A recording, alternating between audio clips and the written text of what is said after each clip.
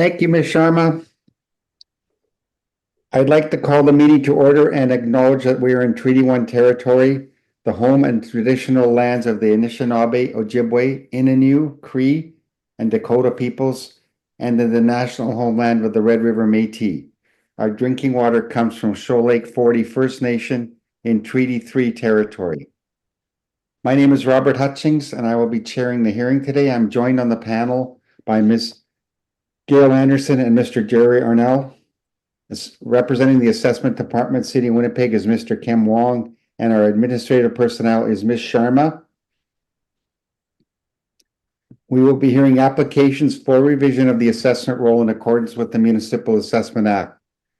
The matters for which revision is requested have been described in each application, and we will limit discussion to those matters. The statements that are made at this hearing are sworn testimony, and anyone speaking to the matters must be sworn in. Be advised that comparisons of assessments are not considered evidence of market value by the Board of Revision. The Board of Revision is appointed annually by Council and is independent of it and the City Administration.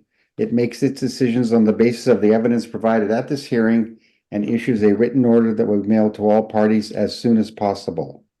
Please note that the Board's decisions with respect to an application may be appealed to the Manitoba Municipal Board. If the matter pertains to assessed value or classification, or to the Court of King's Bench if the matter pertains to the application of exemptions from taxation. Should you wish to appeal, information on how to do so will be included with this board's order. With respect to the hearing process, I will confirm the points of appeal with your property to be addressed with each applicant following their swearing in.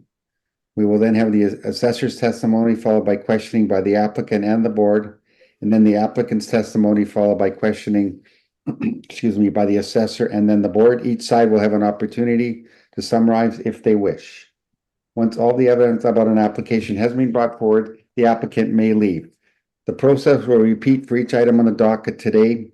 The session will close after all the applications have been heard, and the board will deliberate in private and make its decisions. You will receive the board's decisions by registered mail as soon as possible.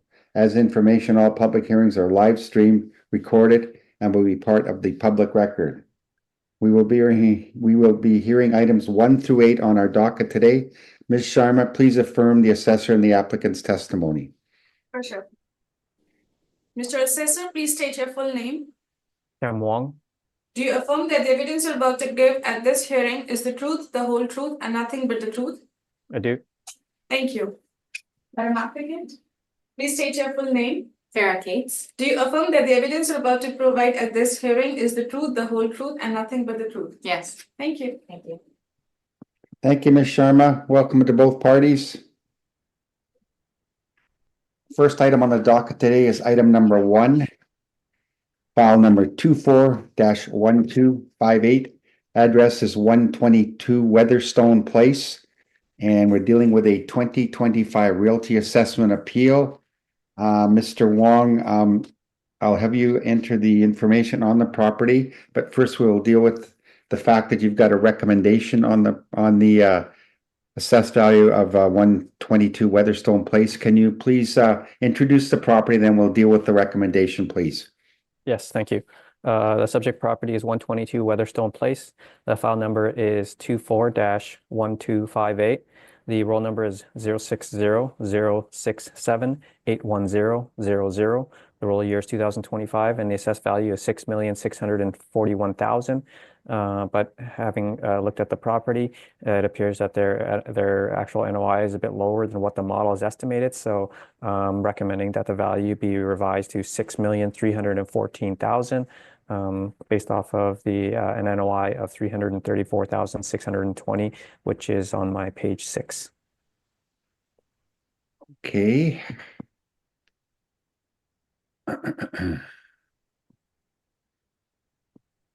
Ms. Cates, any comments on the recommendation? I appreciate the recommendation, but I would like to proceed on the cap rate. Thank you. Okay, thank you.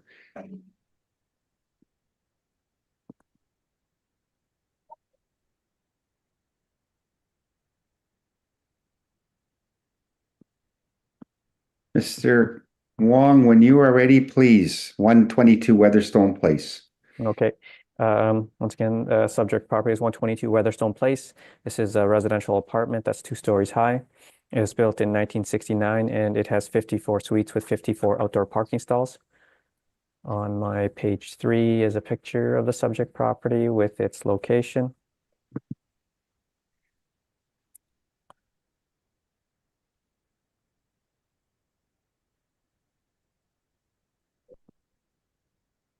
On page 4 is our income valuation summary, where the estimated net operating income was 351,966.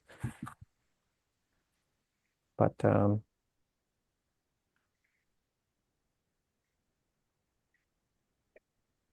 on page 5 are some rent comparables showing that the rents that we've applied are in line with what's in the market.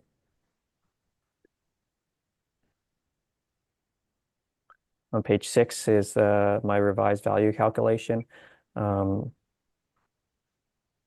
again, their actual net operating income is about 334,000, which is a little bit lower than the 351,000 that the model has estimated. So when you apply the model cap rate at 5.3%, the estimated value is 6,314,000, which is about 116,000 per unit and $128 a square foot.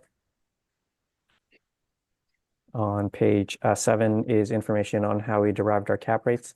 And on page 8 are some cap rate sales that range from 3.46 to 5.74%. The cap rates are calculated stabilizing the 3 years income and expenses for the 3 years prior to the year of the sale. And that's been done for all the properties on the chart on page 8.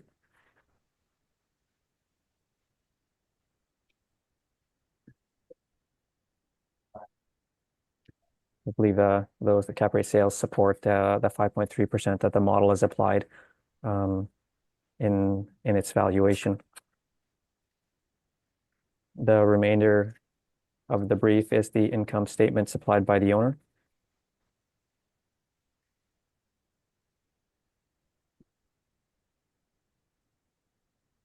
So the revised NOI and the revised value, the revised NOI is supported by their actual NOI, and the model cap rate is supported by market sales.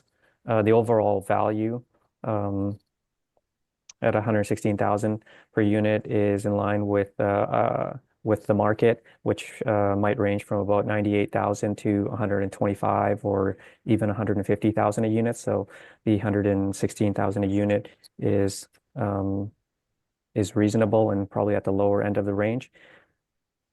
So the revised value is, I feel it's well supported, and so I ask that you maintain or you accept the revised value of 6,314,000.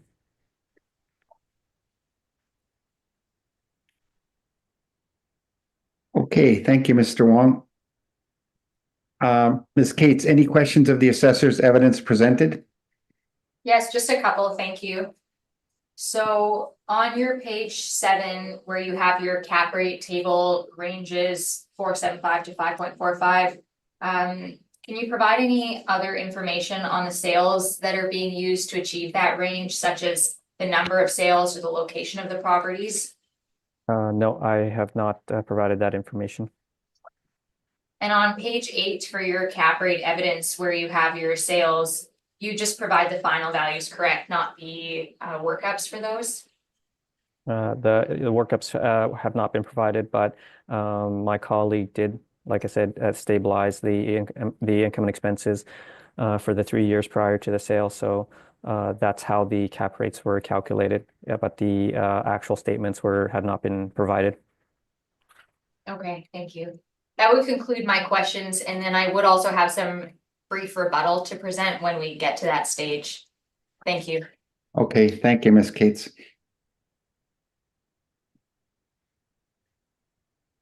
Ms. Anderson, any questions of the assessor's evidence?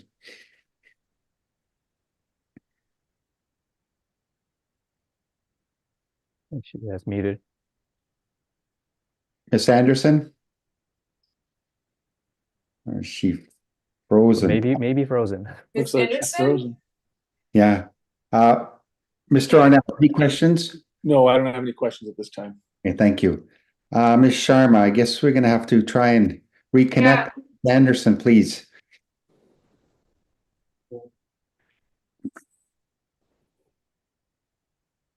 I think she's going to join back because she just removed herself from the hearing.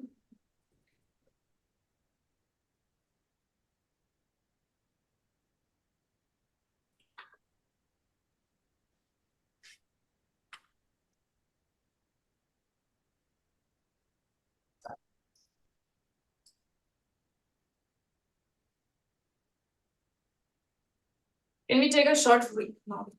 Can we take a short recess before she joins back? Yes, please. We'll recess for technical reasons. Yes, please. Okay. For sure. Yes, thank you, Ms. Sharma. I will now call the hearing back to order. Now, Mr. Arnell had not had any questions. He asked the assessor. Ms. Anderson, any questions of the assessor presented? Yes, my question relates to page 8 where you had your cap rate evidence. Yes. I would just ask if you can indicate which are best, which you would consider the best comparables to the subject property.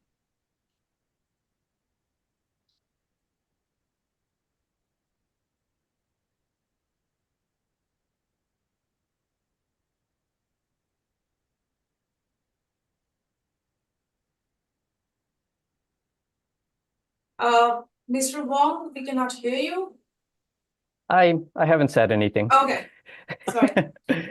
Yeah, I'm taking a look. I mean, there are several in the same in the similar age category, and some of them, in terms of the cap rate, are lower than what the model has applied. And so I think the ones that are in a similar age category and maybe outside of the downtown core area, I think those ones I think there's probably a couple there that that would be, I guess, comparable, I feel would be comparable, or at the very least, supportive and substantiative of the cap rate that the model has applied. I think there's a few in that age category. Okay. Thank you very much. That's my only question. Thanks for your presentation. Thank you, Ms. Anderson. And I have no questions of the assessor. Ms. Cates, we will deal with your rebuttal now. Ms. Sharma, do you have the rebuttal submitted? I'm just distributing the rebuttal. Just give me one moment, please. Thank you. As per the meeting proceedings, we have to hear applicant's evidence first and then go through the rebuttal. Oh, okay. Yeah, All right, my mistake. that's fine. Okay, so Ms. Cates, bear with us 1 second. That might work out because it might take a minute for me to get the email. Yeah, okay. Then we'll all have it. Okay. Yeah. Ms. Cates, I believe everybody has your, excuse me, your brief in front of you. When you're ready, please, 122 Weatherstone Place. Thank you. So if you turn to page 2, we have a summary of some of the facts of the property, along with our requested assessment of $6,027,000. On page 6, we have our property site maps, so the aerial map view and then the Google map view of the subject's location. And then some exterior photos on page 7 and 8. Property description on page 9. So the subject property is on Weatherstone, west of its intersection with Lakewood Boulevard in the Southdale area. It is a 2.5-story building built in the late 60s with 54 units and 54 surface parking stalls noted. On page 14, we have the overview of our income approach. So for the purpose of the analysis, we are applying effective gross rents of $597,928 based on the actual reported income for the subject. The effective gross rent is already accounting for vacancy, so no additional vacancy allowance will be applied. And then for the expenses, we have stabilized 3 years of expense data along with 5 years of repair and maintenance data for an expense of $274,559 or 45.3% of effective gross income.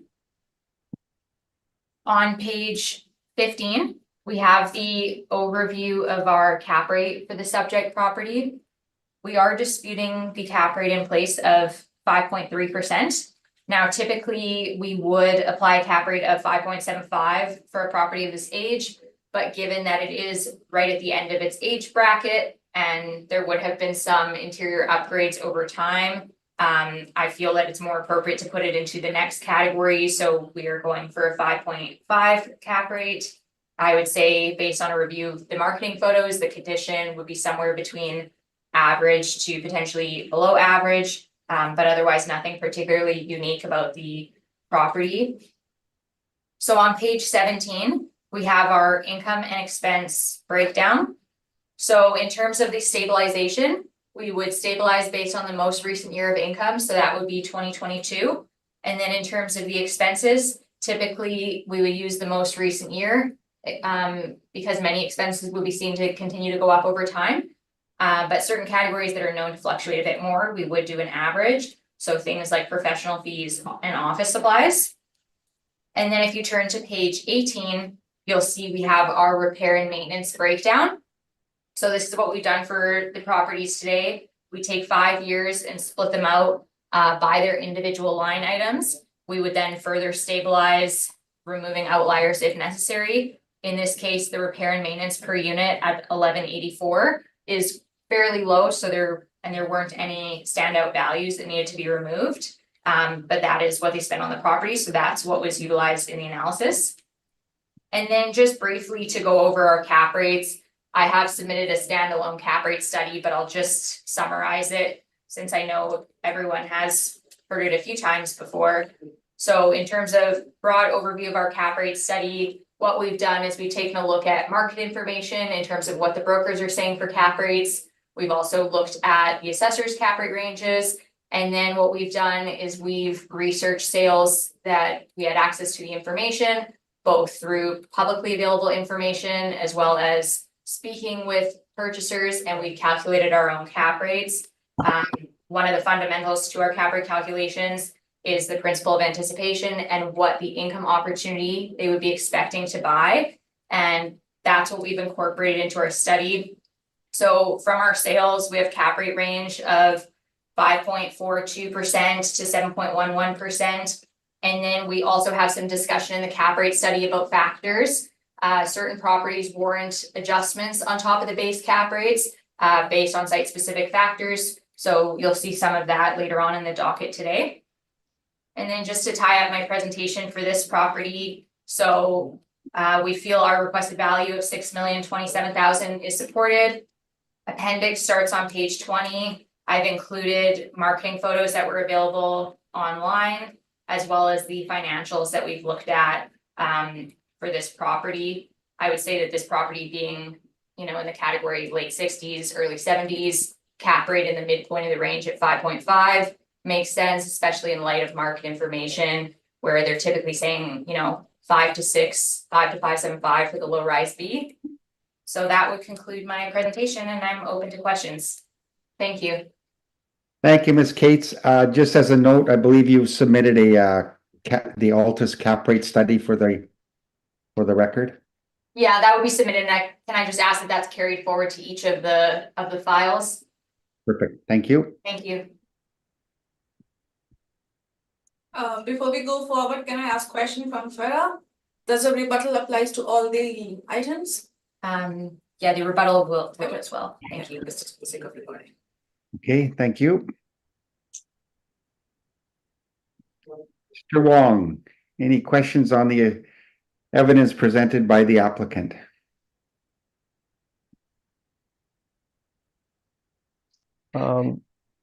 Yeah, just, I guess one question on page 18.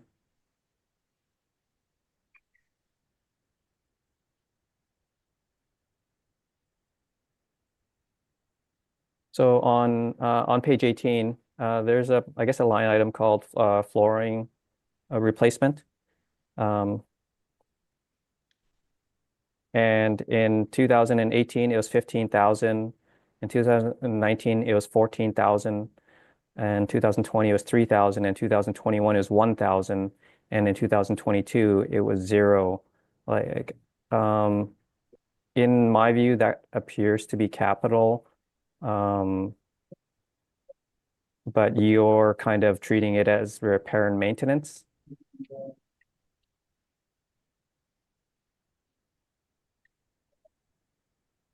Um, yeah, sorry, I wasn't sure if you were finished your question. I didn't want to cut you off. Sorry, yeah. You've treated it as repair and maintenance. I guess you've stabilized at 7,000. Yes, exactly. In terms of capital versus repair and maintenance, we take out capital items, including extraordinary repairs, roof, hot water tank, and anything else identified as capital. But in terms of flooring replacement, when you have 54 suites, even if you do some of the flooring replacements some years, you're still gonna consistently have to put money into that. So in terms of, yes, it is higher in 18 and 19, and then it drops off. But all of those numbers are included in the average, so even the 0 in 2022 has been included in the average, which does bring it down. So when we're looking at the amount per suite of 132, we feel that that is reasonable in terms of what someone might have to spend per year on flooring replacement. Okay, so you're considering, say, the 15,000 in 2018 as repair and maintenance. Yes. Okay.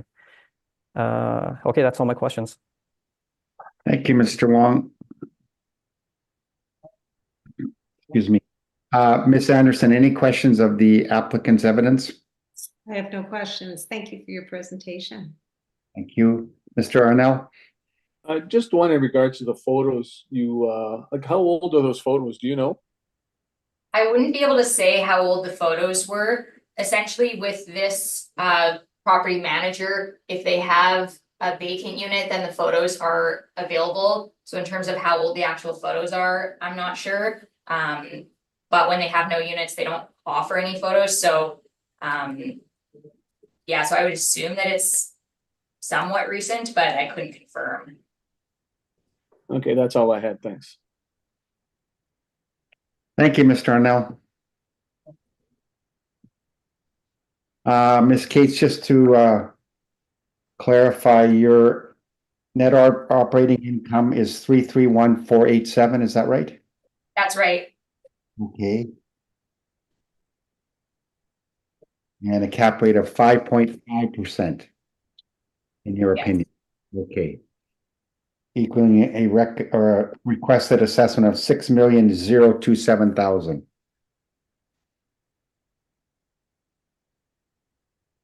Yes. Okay, thank you. Now, Ms. Cates, we're gonna deal with your rebuttal first to Mr. Wong's presentation, but we're gonna have to get out of here and refresh, I guess. So if you bear with us a second, Yeah, I'll you let, just have to refresh your SharePoint once and it's there. And okay, Mr. Wong, did you receive your rebuttal? I did. Okay. and Mr. Wong, did you have rebuttal to Ms. Cates? I do not. Okay.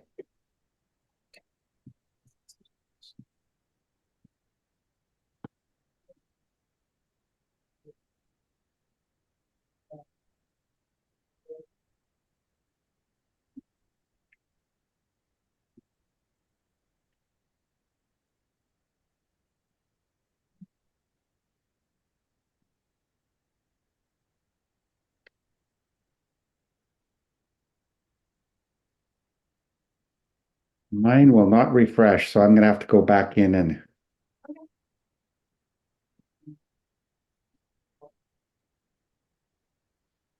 Ms. Anderson, do you see the rebuttal evidence? Yes.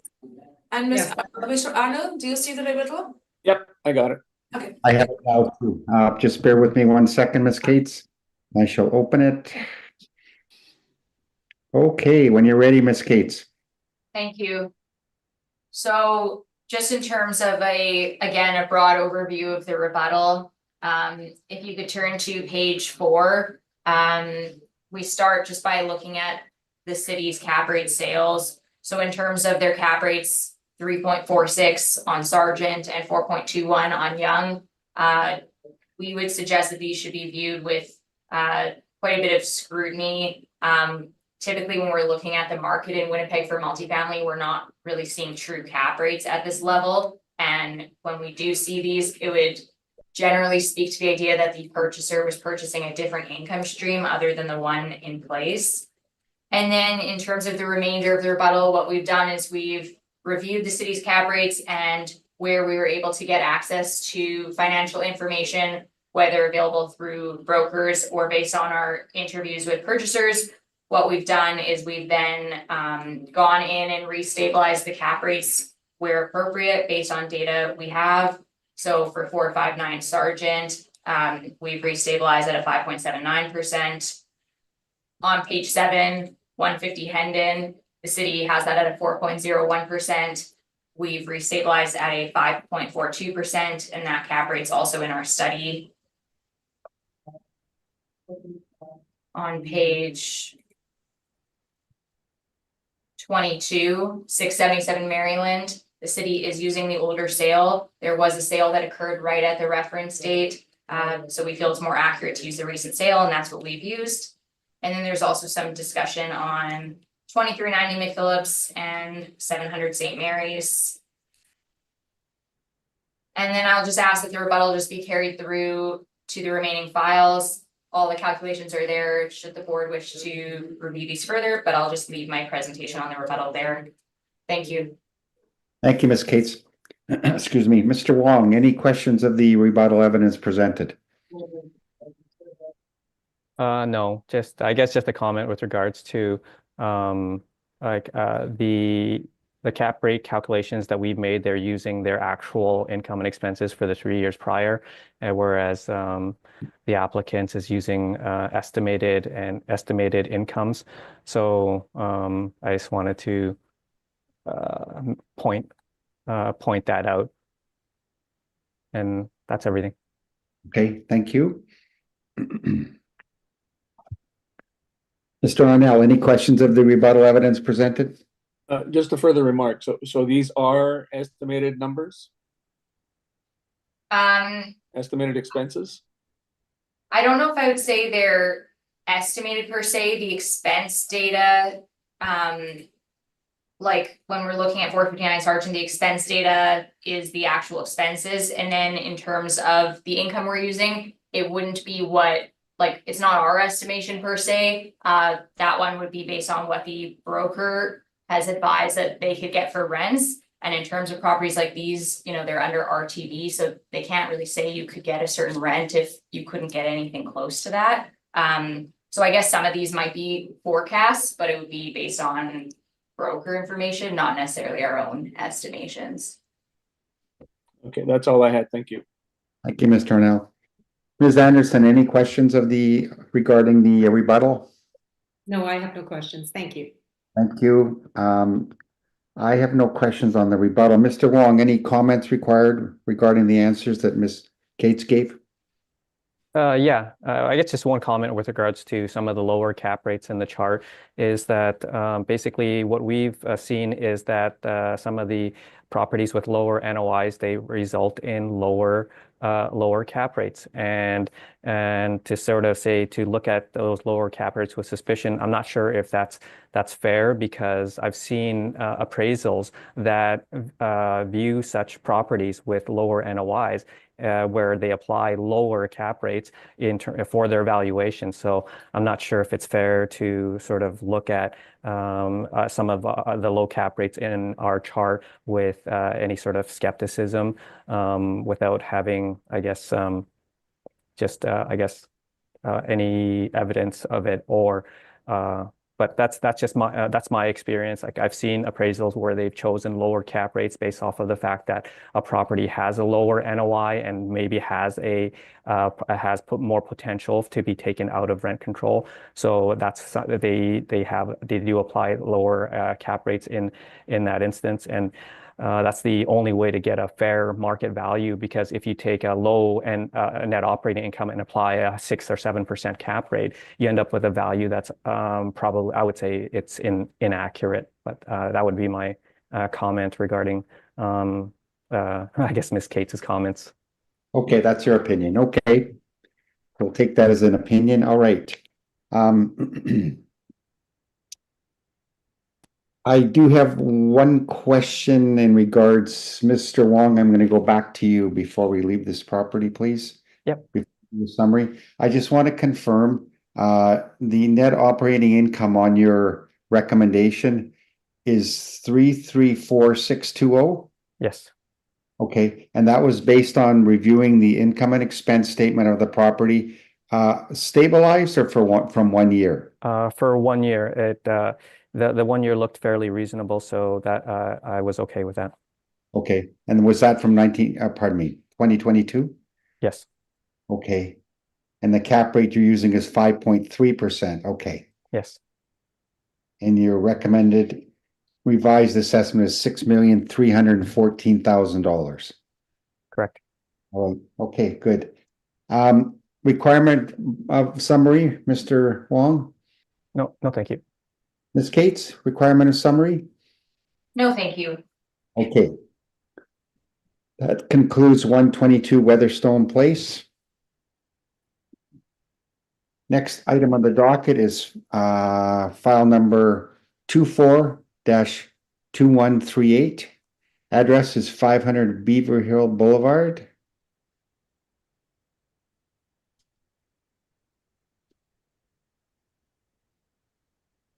And we're dealing with a 2025 Realty Assessment Appeal.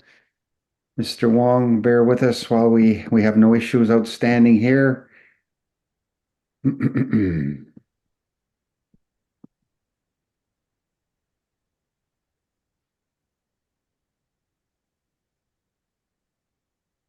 Mr. Wong, when you are ready, please.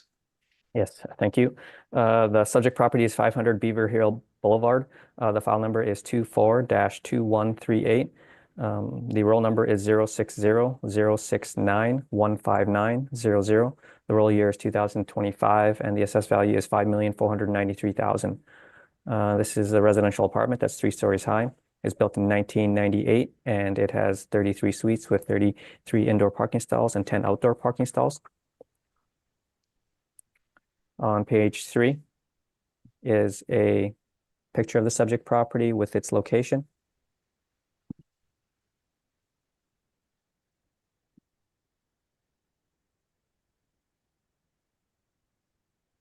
The subject property is a life lease property, and so it's not your typical apartment building, and it doesn't have your typical rents or expenses.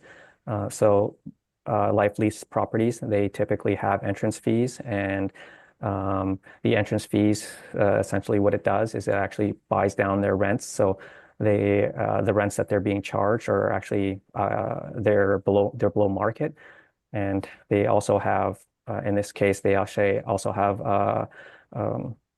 reserve funds, and they have a secondary fund which they can contribute to buy down their rents even further.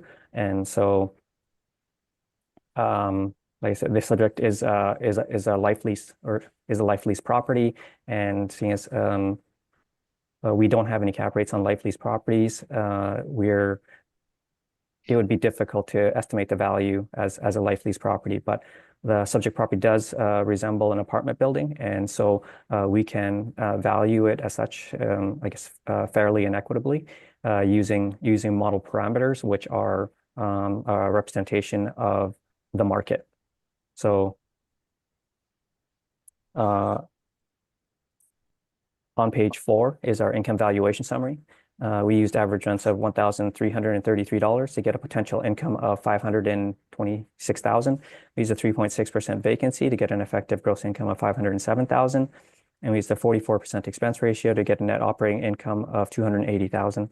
Capped at 5.1%, we have an estimated market value of $5,493,000, which is about $166,000 per unit, or $116 per square foot. On page 5 are some rent comparables, showing that the rents we've used are in line with what's in the market. And just as of note is that the comparable properties in terms of their gross floor area per unit is noticeably smaller than what the subject property is. So the subject property is at 1425 per unit, and the others are less than 1,000 per unit. So just indicate that the size of the units are probably a little bit bigger, and along with probably some more common areas as well. On page 6 is a comparable sale of 1833 Pembina Highway. That property sold for $160,000 a unit and $182 a square foot. And the subject property is assessed at $166,000 a unit at $117 per square foot. So the 500 Beaver Hill is larger in gross floor area per unit, say 1,400 versus 882, and is 26 years newer than 1833 Pembina Highway. So the sale of 1833 Pembina Highway at $160,000 per unit and $182 a square foot supports the assessed value at $166,000 a unit and $117 a square foot. On page 7 and 8 is information on how we derived our cap rates. And on page 8 are some cap rate sales that range from 3.46 to 5.74%. Once again, all the cap rates were calculated stabilizing the three years income statements for the 3 years prior to the sale of the property. The remainder of the brief is the income statement supplied by the owner.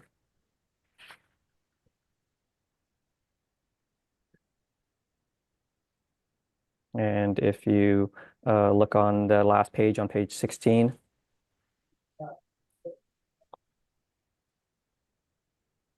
it's just an example of how they have their entrance fees and they have their second security fund, which can reduce their rents even more if they contribute more to their to the second security fund.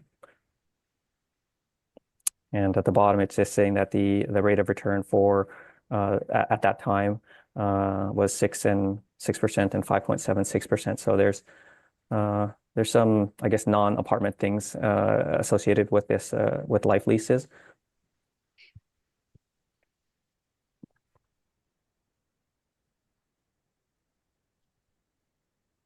So when we look at this property as if it were a apartment building, the model rents are supported by rent comparables, and the rents for the subject property could be a little bit higher, considering that the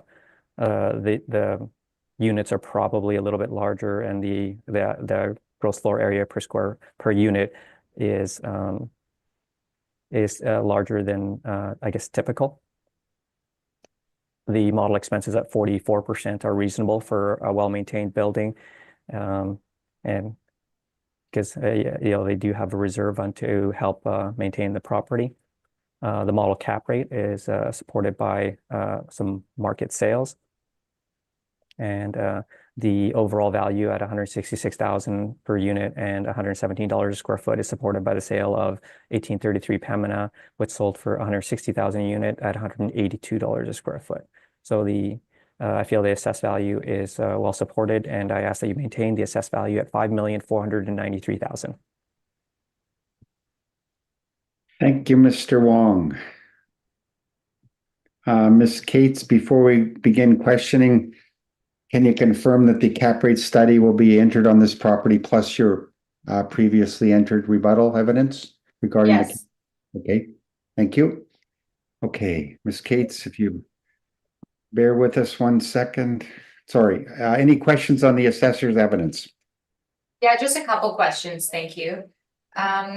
So just in regard to your comment on the expenses and not adjusting the expense ratio because the expenses are atypical, but when we're looking at like the operating expenses for a property like this, what part of those operating expenses would be atypical because they would still have insurance, taxes, all of those features? So can you elaborate on that?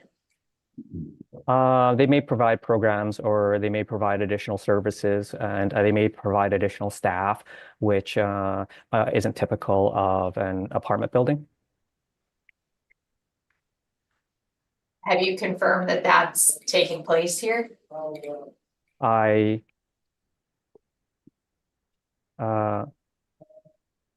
have not. Okay. And then your sale comp on page 6 at Pembina, that wouldn't be a life lease property, correct?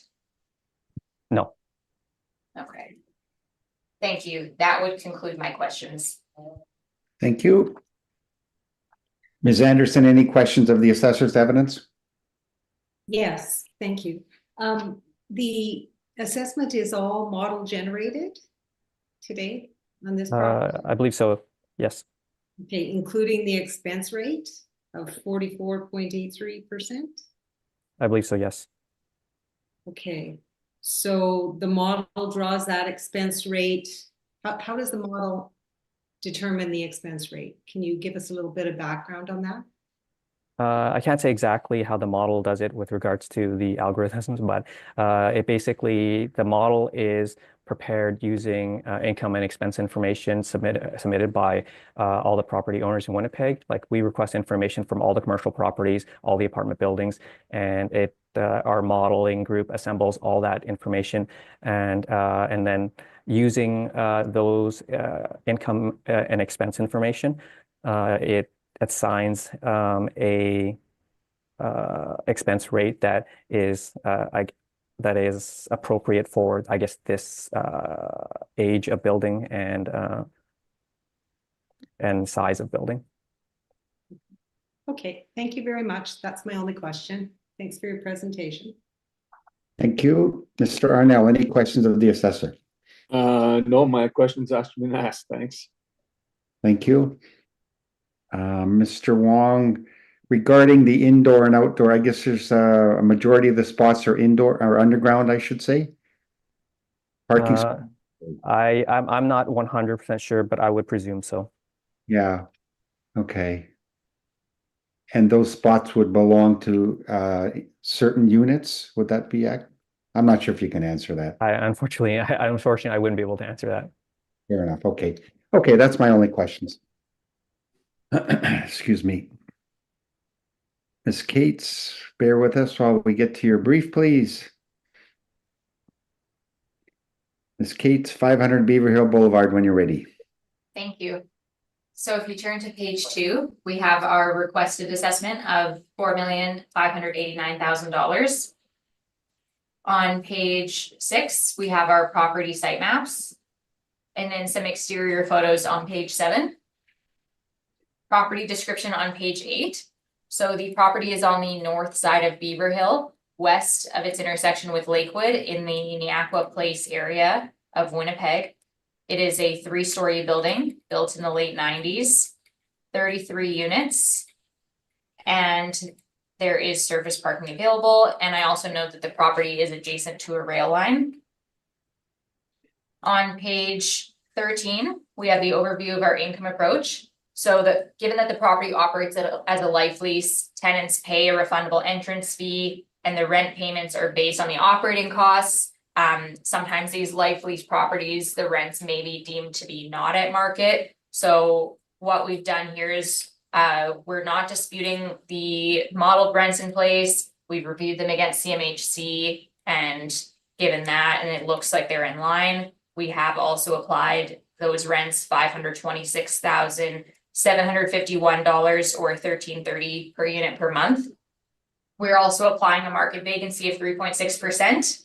And for the expenses, we've had the opportunity to review 3 years of expense data. And based on that, we are applying an expense allowance of $266,850 or 52.6% of EGI. On page 14, we have the overview of our cap rate for this property. So we are applying a slightly higher cap rate at 5.25% based on our cap rate study. So I would note 1990 to 2004 is deemed as somewhat of a dead zone for apartments. They weren't really building market apartments at that time. So that's why it's in its own category. We have a base of 5.25% for that category. And we know that the property is concrete construction. Condition, I haven't been in the property, but condition we're assuming is somewhere on the spectrum of average to good, so we're not making any further adjustments. And I would say the amenities would be typical amenities of seniors housing. So we feel 5.25% is most appropriate for the property. On page 16, we have our income and expense breakdown. So we have an EGI of $507,788. In terms of the expenses, we've taken a look at the operating expenses of the property. And I would note that just because it's a life lease property doesn't mean the expenses aren't typical of what you might see in a market apartment. They still try to run these properties as efficiently as possible. They're not trying to hemorrhage money. And when we look at all the line items, nothing really stands out as being that unusual. In terms of the repair and maintenance though, given that it was a bit sporadic, I've capped it at $2,000 a unit. When we're looking at market apartments that are well managed, anything between $1,800 a unit to $2,200 would be within the range. So $2,000 a unit seems appropriate. As well, there are a lot of market apartments where the utilities are included in the rents. They would just be referred to as hot rents. So our total expenses, 52.6% of EGI, gives us a net operating income of $240,938.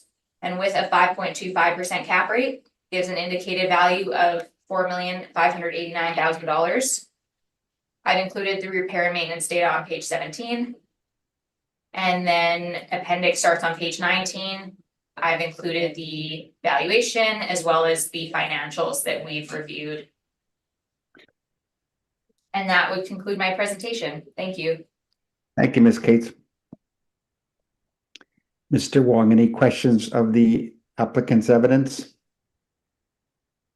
No questions, thank you. Thank you. Mr. Arnell, any questions of the applicant's evidence? Yeah, I'm just looking at page 16 and it looks like some of your stabilized numbers don't really jive. Like even like your insurance 14. Oh, okay, that one, no. Okay, never mind. I gotta look a little better here. Part of the issue with the statements too could be that I've kind of made a little note on the bottom here that they did kind of change reporting styles for the last year. So that's why there could be some differences. But I did really try to take a look, and if anything really stood out as being way off, then making those adjustments. But yeah, if there's any further questions on the figures used, just let me know and I can clarify. Did they change style in 22? Accounting style? Yes. So, okay. So that's why some of these numbers are skewed or look skewed? Yes, exactly. Because when they changed styles in 22, then some categories would then have been blended together. So should you really use those numbers and just use 20 and 21? Yeah, I guess that could be an option. I figured it's best just to include and do the stabilizations like that, and the stabilized expenses that I'm using are in line with 20 and 21. So yeah, I'll leave it with the board if you don't want to consider the 22 in there. Okay, that's all I had. Thank you. Thank you. Ms. Anderson, any questions of the applicant? I have no questions. Thank you. Thank you. Ms. Cates, just for clarification, these are when you buy a unit in a building like this, do you take ownership of, for instance, replacing the appliances, redoing the decorating, flooring, that kind of thing? Or is that taken care of by the Lightfleet Corporation? That's a good question. I would, just based on assuming here, I would assume you can do certain things to the unit, but just given their repair and maintenance accounts where they still account for all of those type of replacements, it does look like the life lease property would then, do appliance replacements or anything like that. So I apologize, I don't have a more concise answer for you, but it appears that the life lease property would still be taking on those repair maintenance expenses in the units. Okay. Mr. Wong, any experience with that, those issues of replacement of, uh, shall we call it private ownership as opposed to the corporation paying for that kind of thing? Yeah, I guess my little bit of knowledge on that is that if you moved into a unit and you wanted to spend like $100,000 to fix it up the way that you wanted to, I think you could do it, but I'm not sure if that's applicable to like every life lease. I think maybe every life lease probably operates a little bit differently with maybe slightly different rules. Okay, yeah, okay. Right, okay.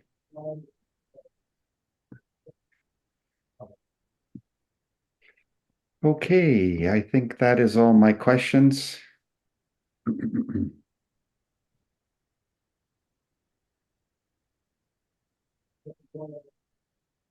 Sorry, Mr. Wong, did I ask you if you had any questions about? Yeah. Yeah, no, I was good. I didn't have any I thought I confirming. didn't have any questions. Okay, any requirement for a summary, Mr. Wong?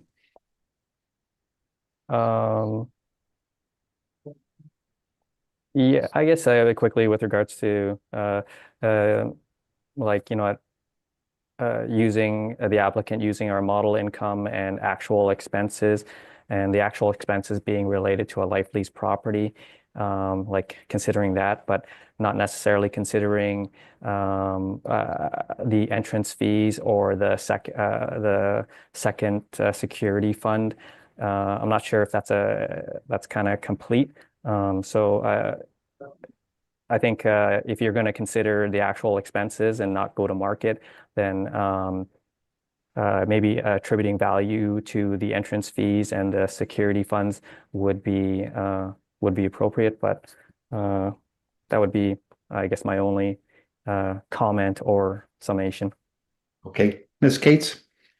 Yeah, I guess I'll just do a brief summation as well. So in terms of the approach, we're looking at it as if it's a fee simple multifamily. We're using the actual expenses because there's nothing unique to the life lease, and we're going with the city's rents to not complicate the matters. We could have gone to CMHC and done our own kind of modeled income that way.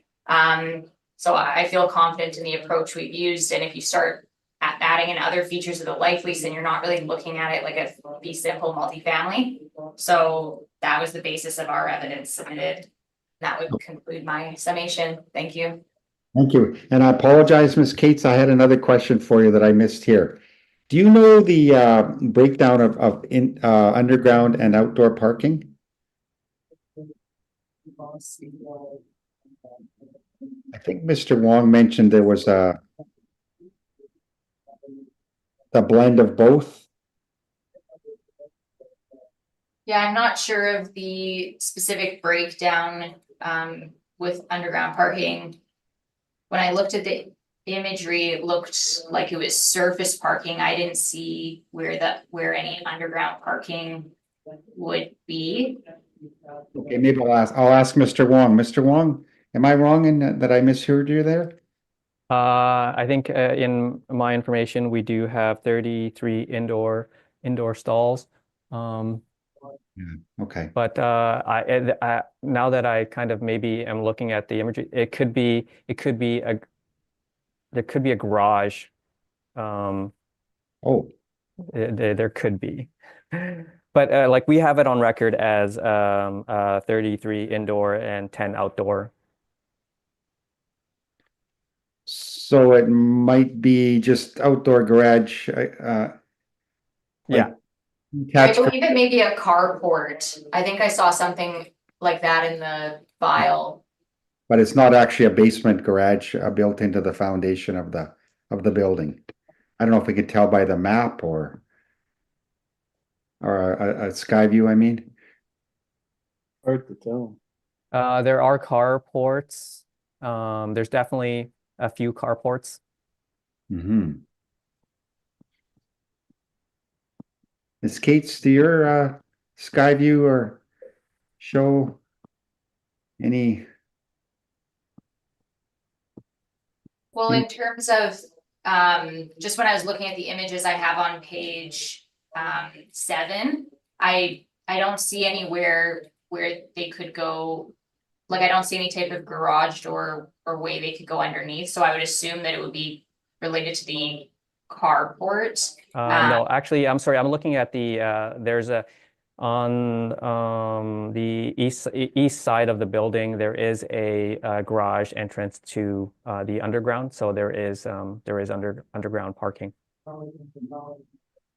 And this is on your information, Mr. Wong, or Ms. Kate? Oh, This no, is this on. is I'm looking at our pictometry, and I'm looking at the east side of the building, and there is an entrance to to like a garage entrance to the building from the east side.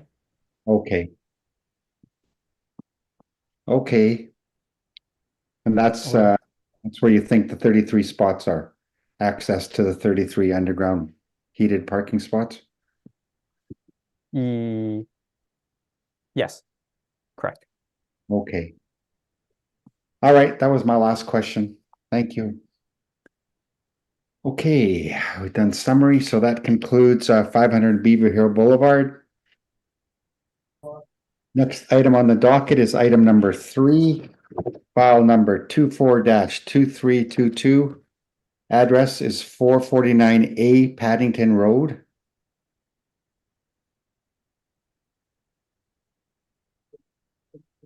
And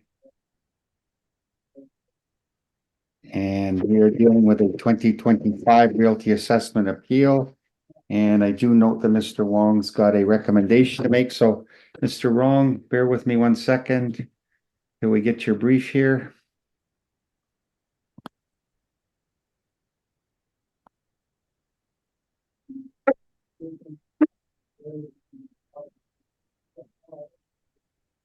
When you're ready, Mr. Wong.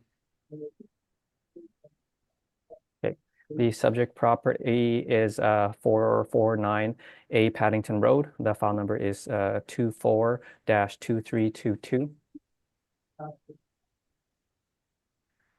The roll number is 080-075-30200.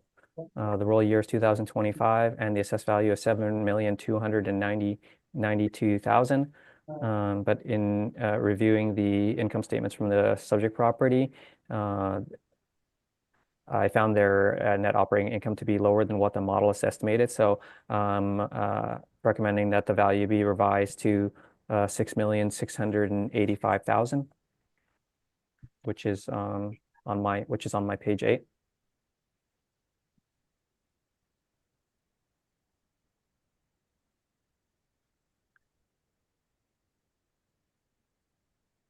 And would you like me to continue on with with my brief?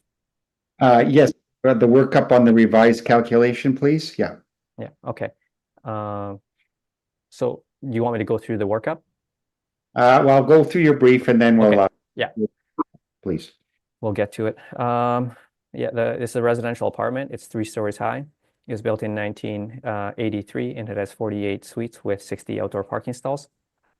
On page 3 is a picture of the subject property with its location on the south end of the city off of St. Mary's Road. On page 4 and 5 are some interior pictures of the subject property.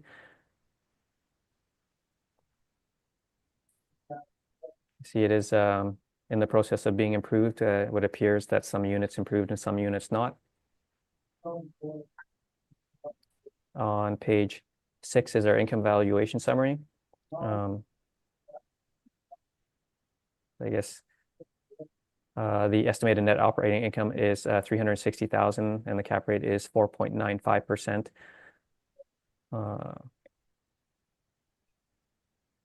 But I'm going to, I guess, adjust that on my page 8. But on page 7 are some rent comparables showing that the rents we've used are in line with what's in the market.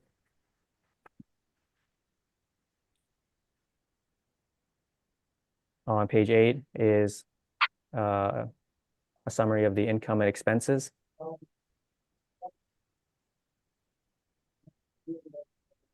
You can see the income for the property, it kind of jumping up a little bit, or from 2022 to 2023. I guess you might, I'd also like to note that in 2015, the vacancy was 0.52%, and in 2016 it was 2.79%, but in the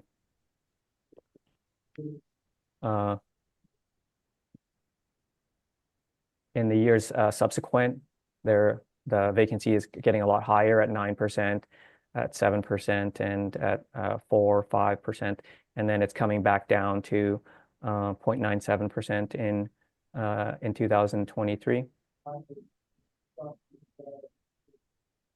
So it appears that they are making improvements to the property, and it appears that they're including capital in their major repair and replacement. And so if we're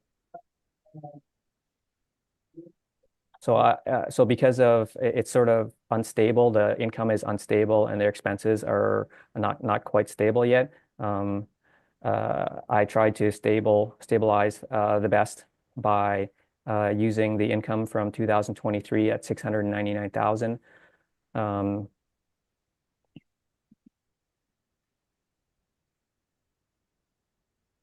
And I used the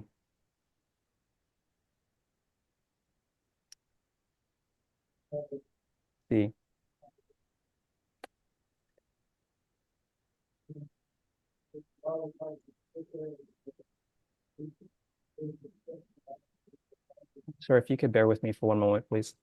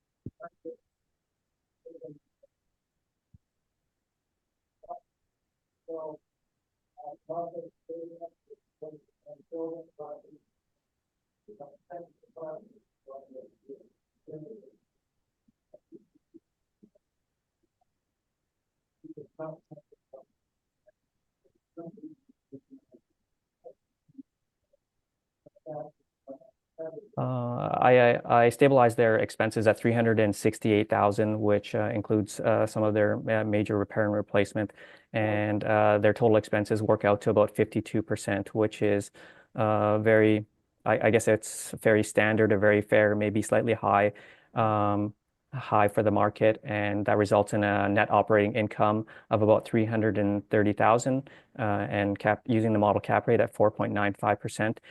The estimated value is 6,685,000, which works out to about 139,000 per unit and $164 a square foot. Like on my page 9 is a rent comparable at 1833 Pembina Highway. The comparable sale of 1833 Pembina Highway at 161,000 per unit and $182 a square foot. It supports the assessed value at 139,000 a unit and $164 a square foot.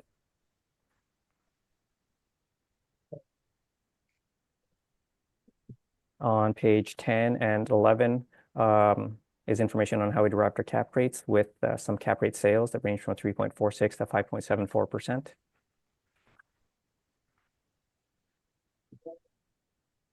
And the remainder of my brief is the income statements supplied by the owner.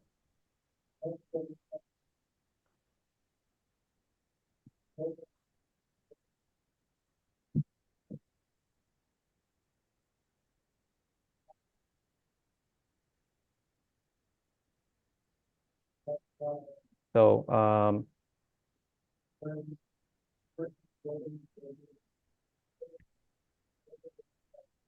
the revised value, the income is supported by their actual income, and the expenses being at 52% is, I would say it's pretty, it's very reasonable for a well-maintained building. So, and the final estimate of value at about 139,000 a unit and $164 a square foot is supported by the comparable sale of 1833 Pembina at 160,000 a unit and $182 a square foot. So the revised value is sort of my best attempt at stabilizing something that isn't quite stable, and I feel that the resulting revised value is fair and reasonable. So I ask that you accept the revised value of $6,685,000. Thank you, Mr. Wong. Ms. Cates, I assume you're not accepting the recommendation. Would that be accurate? That would be accurate, and also I would note that the recommendation looks like it's based on post-reference information, given that the statements are dated end of year.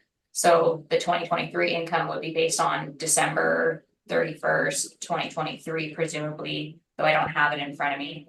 I'll let you ask that question when it's your turn, okay? Regarding the post-reference information.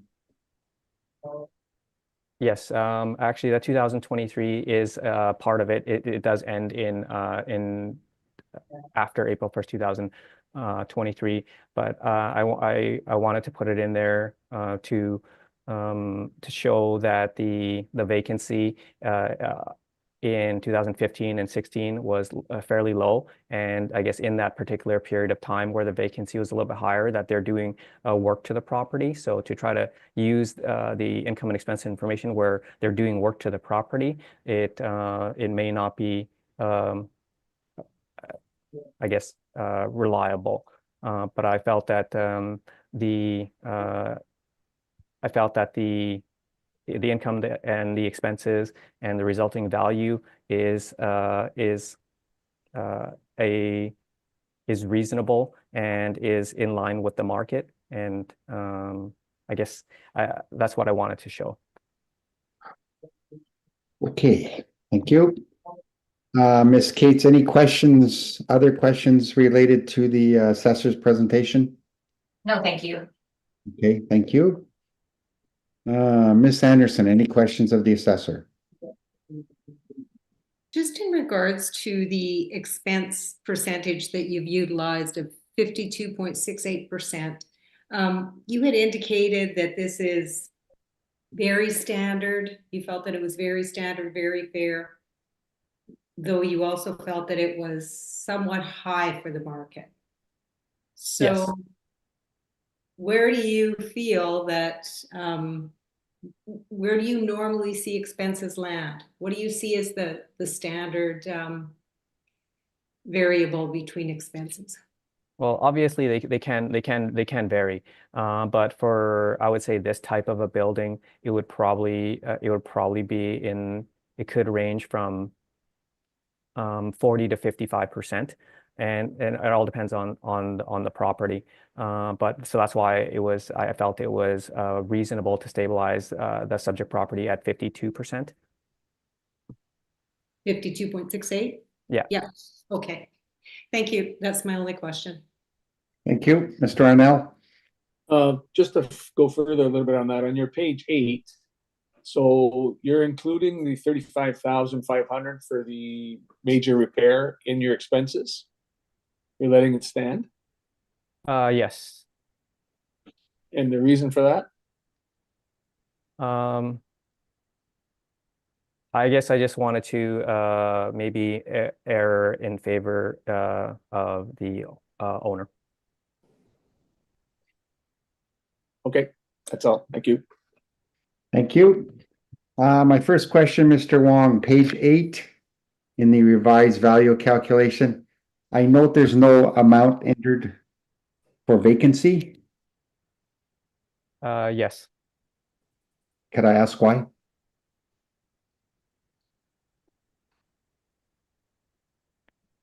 In your work up there? Usually there would be, I'm gonna say 3.6%. You would see, or in that range. Yeah, I believe that was their actual income inclusive of vacancy. So that's why normally when I just look at their EGI, I just put their EGI and the vacancy is inclusive. Okay. And to summarize, I think you're saying that the statements have are a blend of capital costs plus maintenance, is that right? And so you're not relying on them that much, or am I getting that right? They are inclusive of capital, but in this particular case, I'm including the I'm including some of it. You can see that I've included 35,000 of it, or I've only taken off 35,000. Hmm. Whereas in the years prior, in 2022, 21, 20, and 19, they're substantially higher, and so I just felt that including some of it would be reasonable rather than including all of it. Okay, I see. And my last question, you've got a cap rate on page 8 in your revised calculation of 4.95. Could I ask where that comes from in your table? For a 1983 building, is that accurate for the age?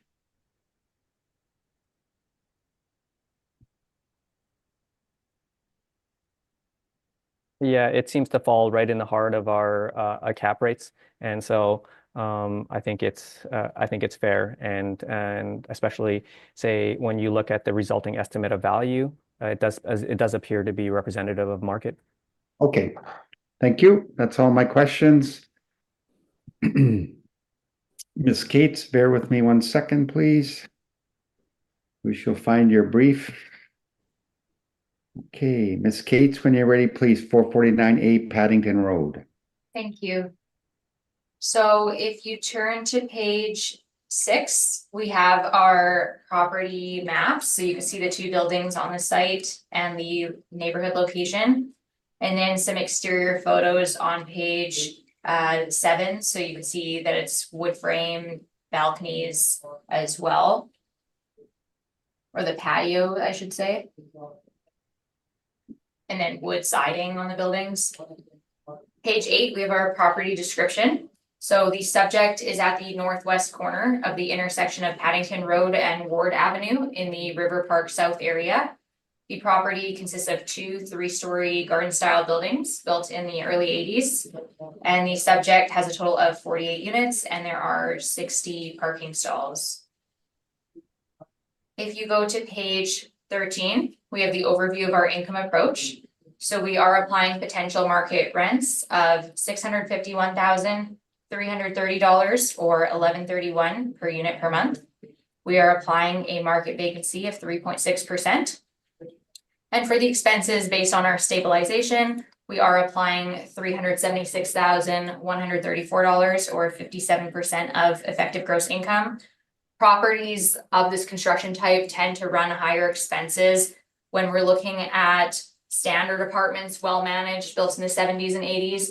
You could see expense ratios from the high 40% to the mid 50% range. And when we're looking at more of a garden style type or similar to that, seeing expense ratios in the mid 50s to low 60% wouldn't be out of the ordinary. These properties tend to run higher repair and maintenance. So what might be standard in a regular apartment would not be the case for a property like this. So when we're looking at these types of properties with all the wood frame features, often there's additional systems to maintain. We typically will see, based on our review of several of these types of properties, R&M in the range of the high 2,000 per unit to low 3,000 per unit range. And so this property, we've stabilized the repair and maintenance at 3,082 per unit, which is right in that range. On page 14, we have our cap rate for the subject. We are disputing the cap rate in place at 4.95%. When we're looking at cap rates 5% or below, that would typically be for brand new apartments, the best of the best stock. So when we're looking at the multifamily stock built in, 70s and 80s, 4.95% would be too low. It should be higher. I am going to adjust my cap rate. I'll be applying 5.5%. After a second look, I believe 5.5% would be more appropriate than 5.75%. Typically, we would consider an adjustment for multiple buildings, but given that there's only 2 buildings on the site and not, 4 or 5, I think 5.5% would be appropriate for the analysis. So on page 16, we have our income and expense breakdown. So we are applying the potential market gross rents as stated of $11.31 per unit. We're applying a market vacancy. The reason being is that we're looking for the vacancy over the long term of the property. So it's typical, unless the property has chronic vacancy issues, it's typical to apply a market vacancy rate. And to put it in perspective, 3.6% vacancy on a property with this many units, it accounts for 1 to 2 units being vacant per year, which is completely within reason and what you'd expect. So we have an EGI of $660,099. So in regard to the expenses, we have our repair and maintenance breakdown on page 17, where values that are in red have been removed if they've been deemed to be outliers in the analysis. So in terms of our approach versus the assessors, there does appear to be a difference in terms of what we would consider capital versus repair and maintenance. So the idea with capital items would typically be that they would cause a large spike in the expenses, and it would be a major investment that would not have to be spent for years to come. So for example, if you replace the roof of a building, presumably you would not have to replace the roof again for another 20-25 years. But when we're looking at things like flooring, appliance, counters, you have about 50 suites at this property. So even if you replace those items in some of the units, you're still going to have to do those for the years to come. And like I say, we've removed the outliers. So the amounts that we have are, fairly stable over a 5-year period of time. And when you look at the bottom in terms of the R&M per suite, you'll see that they actually spend more in most years than $3,000 a unit. So I feel that we've properly stabilized these. And in terms of the statements, when they call things major repair and replacement, if you look in the line items, you'll see that it's not all capital work. Some of that is, flooring, appliances, stuff like that, that we would consider repair and maintenance. So we're using a net operating income of $283,965. And with a 5.5% cap rate, would give a value of $5,163 million. So that's $5,163,000. So that would be my revised value from what I have in my brief. So our appendix starts on page 19, and I've included some marketing photos so you can see there's a discrepancy in terms of finishes of the units. So generally at these type of properties, there would be a range. There would be some units that have had longer term tenants where they're more original in finishes. You'd have some units where some things have been fixed and some items are original. And then you have other units where they have done a more complete renovation. And they would do that upon turnover. So if one person moves out, then they could fix up their unit. But otherwise, a lot of the units would be kind of in some sort of original or kind of hybrid condition. And then we've also have the financials that we've looked at starting on page 25. So you can see the year-end date for the financials is end of year. So using anything beyond 2022 would be post-reference. And that would conclude my presentation. Thank you. Thank you, Ms. Cates. Mr. Wong, any questions of the applicant's evidence? Yes, on page 17.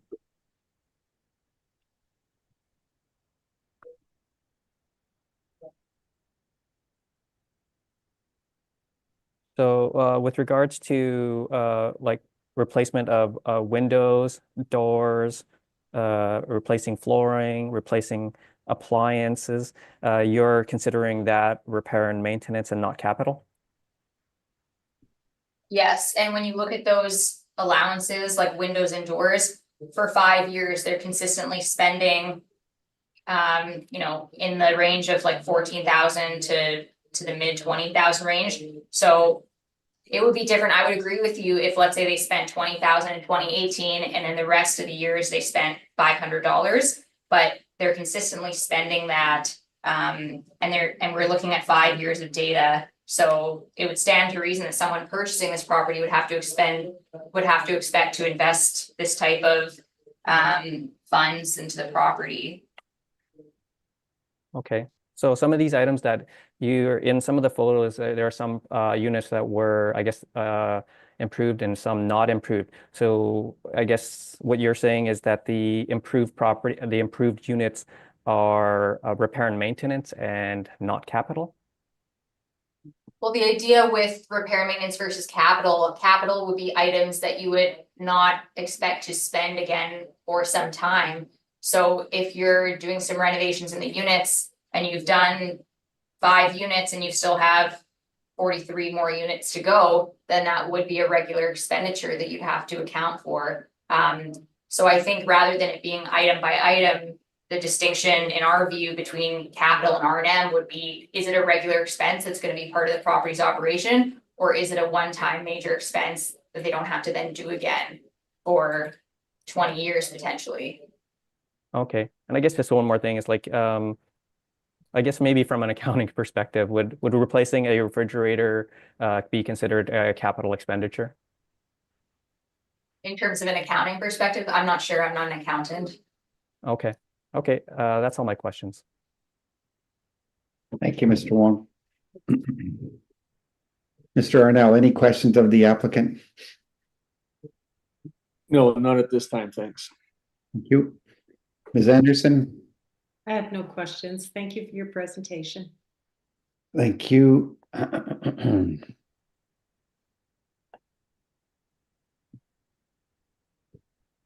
I have no questions either. Mr. Wong, any requirement for a summary? No, thank you.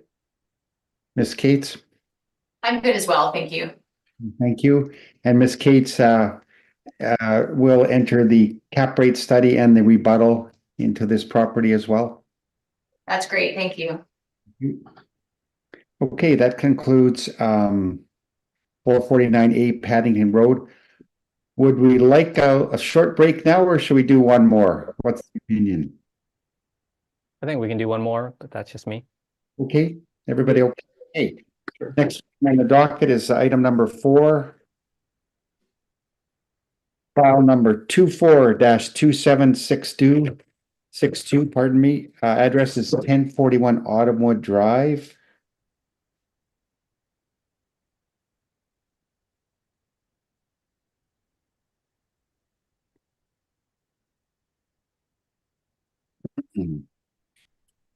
And we're dealing with a 2025 Realty Assessment Appeal.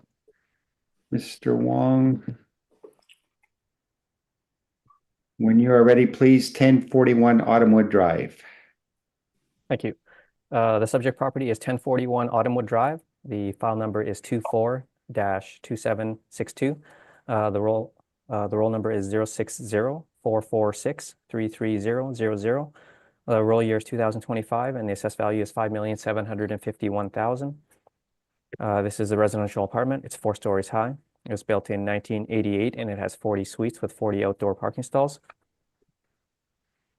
On page 3 is a picture of the subject property with its location.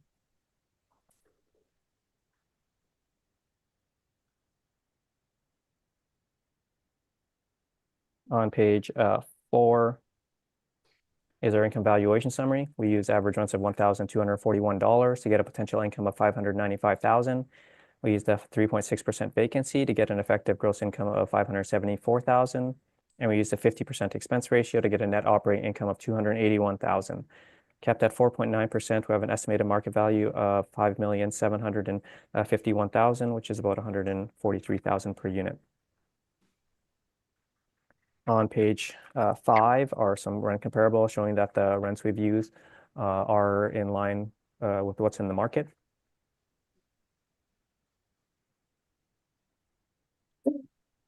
On page 6 is a summary of CMHC market rents. The model rent potential at $595,000 is supported by the CMHC market rent potential, which is $782,000, which is 31% higher than what the model is estimating. On page 7 is a comparable sale at 1833 Pembina Highway. The comparable sale at $161,000 per unit and $182 a square foot supports the assessed value at $143,000 per unit and $121 a square foot. On page 8 and 9 is information on how we derived our cap rates, with some cap rate sales that range from 3.46 to 5.74%.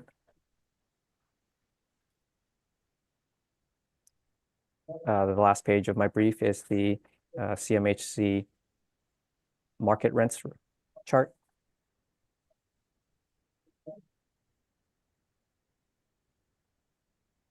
So the subject property is affordable housing. It's owned by Manitoba Housing.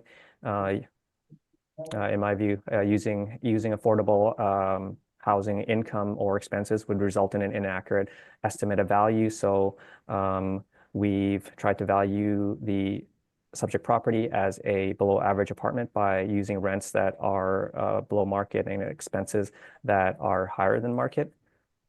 In this case, the model rents are supported by rent comparables and by CMHC market rents, which are about 31% higher than what the model has applied. The model expenses at 51% are probably at the higher end of the range for a 1988 building, which the expenses might typically be around 45 to maybe 48%.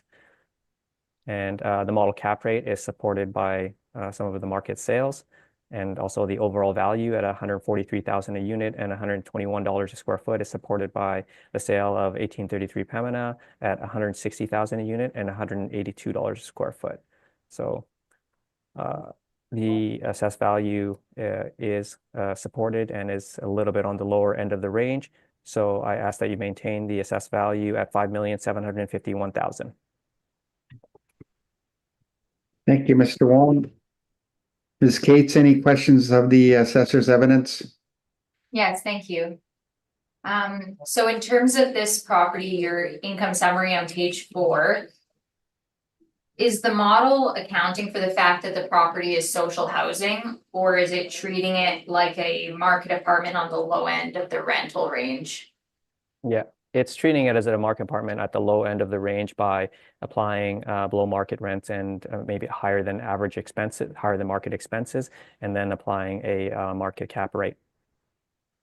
Okay, and given that the property is social housing and the cap rate applied is 4.9, which we typically see for newer apartments, had you considered any adjustments to the cap rate to account for issues like deferred maintenance at the subject property?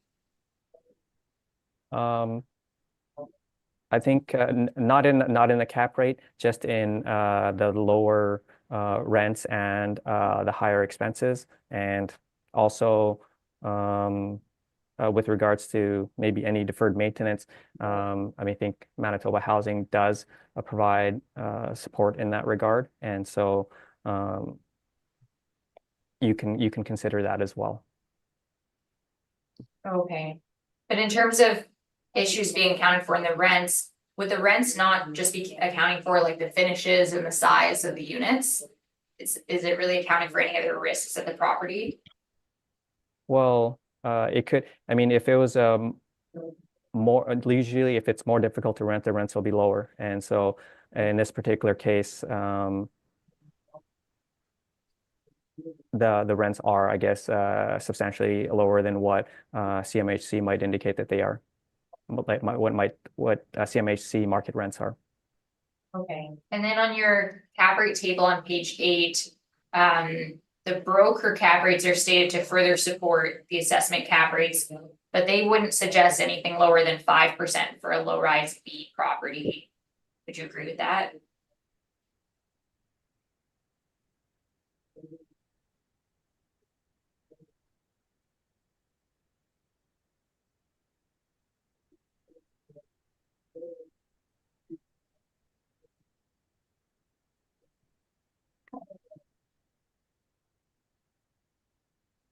That's what the charts would indicate for other organizations. Okay, and then I had the opportunity to inspect the property with someone from your department. Had you had the opportunity to review those photos ahead of the hearing today? I did not. Okay, thank you. That would conclude my questions. Thank you, Ms. Cates. Ms. Anderson, any questions of the assessor? I have no questions. Thank you. Thank you. Mr. Arnell? Just one on page 6, just clarification. So the actual rent was $782, but you used $595. Is that, did I understand that correctly? Sorry, what page again? Page 6, sorry. So you used you used $595 for rent, but are you telling me the actual rent was $782? No. Oh. The 782 is what a CMHC indicates market rents would be. Okay, I misunderstood you. Okay, Yeah, thank you. yeah. So yeah, you can see on the chart the CMHC rents are just basically the showing the difference between the model, what the model is applied, and what CMHC indicates would be market rents for a 2 and 3 bedroom. Okay, thank you. Thank you. And I have no questions. Ms. Cates, get to your brief here. 1041 Autumnwood Drive when you're ready, please, and we shall enter your cap rate study and the rebuttal into evidence again. Thank you. So if you turn to page 2, we have our requested assessment for the property of $4,697,000. On page 4, under scope of work, we did visit this property, including an interior and exterior inspection in May of 2023, and the photos are in the appendix. Page 6, we have the property maps. And then an exterior photo on page 7 and kind of an aerial pictometry view on page 8. Property description on page 9. So the subject is on the east side of Autumnwood between its intersections with Winnequa Road and Cottonwood Road in the Windsor Park area. The property is 4 stories, built in the late 80s. The subject property has 40 units, and the main floor units are 2-level units. There are 40 surface parking stalls, and I would note that the property doesn't have direct street access. It's kind of entered through a parking lot, as you can see from the aerial map view. On page 14, we have the overview of our income approach. So the property is social housing. It operates on a rent geared to income basis, meaning people will pay what they can based on a defined proportion of their income. So what that could look like is it could be $300 a month for one of these units. So based on that, since the rents aren't at market, we're not disputing the city's rents at $595,766 or $1,241 per unit per month, as we know that they're based on a proportion of CMHC averages. And given that the property is social housing, the rents should be well below the CMHC averages. Reason being that averages are being pulled up by newer properties, renovated properties, and social housing is known to have basic utility grade finishes and are typically smaller than market units, given that the mandate is to house as many people as possible. So when we're looking, and again, too, with the CMHC averages, we don't have the starting and ending values, we just have the average. So being 20-30% below the CMHC average would make sense for a social housing property. For vacancy, we're applying 3.6%. And for the expenses, $292,500 or 50.9% of effective gross income. So the NOI isn't in contention. In terms of the cap rate and our treatment of cap rates for social housing, on page 15 and 16, we have an overview of our approach. So based on Appraisal Institute text, the idea would be to start at a market rate and adjust upwards for risk factors, given that these properties aren't really transacting in the market. And when they do transact, they typically have a lot of atypical conditions associated with them, especially when they're being transferred from social housing organization to social housing. So in terms of broadly what factors we would look at, they could be broken down more specifically, but 4 broad categories would include low cost or low quality construction, age, neighborhood, and low income tenancy. And there are some board orders provided in the appendix to support the idea that even with lower income applied and higher expenses, a cap rate premium is still warranted. So on page 17, we have a discussion on low income tenancy. So the idea is that there is a link between low income tenancy and deferred maintenance. These properties operate at a loss. They don't earn enough operating revenues to cover their expenses. So they rely on funding to fill that gap. But what they don't have enough funds for is those preventative repair and maintenance items that market apartments would be incentivized to do. And what happens is those issues build up over time, and the severity of those issues build up to the point where it's not unusual to see these properties have hundreds of thousands or millions of dollars in deferred maintenance because there's simply not enough funds going toward these. And you could see that in 2017, there was 500 million in deferred maintenance across the Manitoba housing portfolio.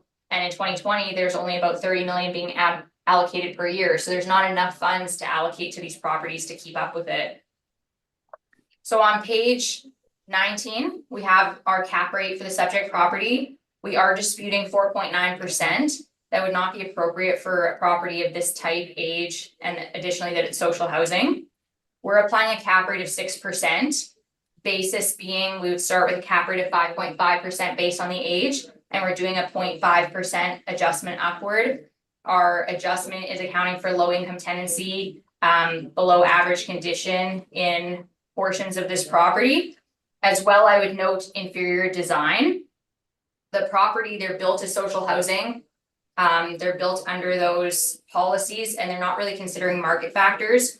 So when we're looking at the property's design being main floor unit with multiple levels, that would be atypical of the market and would be considered inferior. And that would be a form of functional obsolescence for the property. So some social housing properties you would look at and you could mistake them for a market apartment.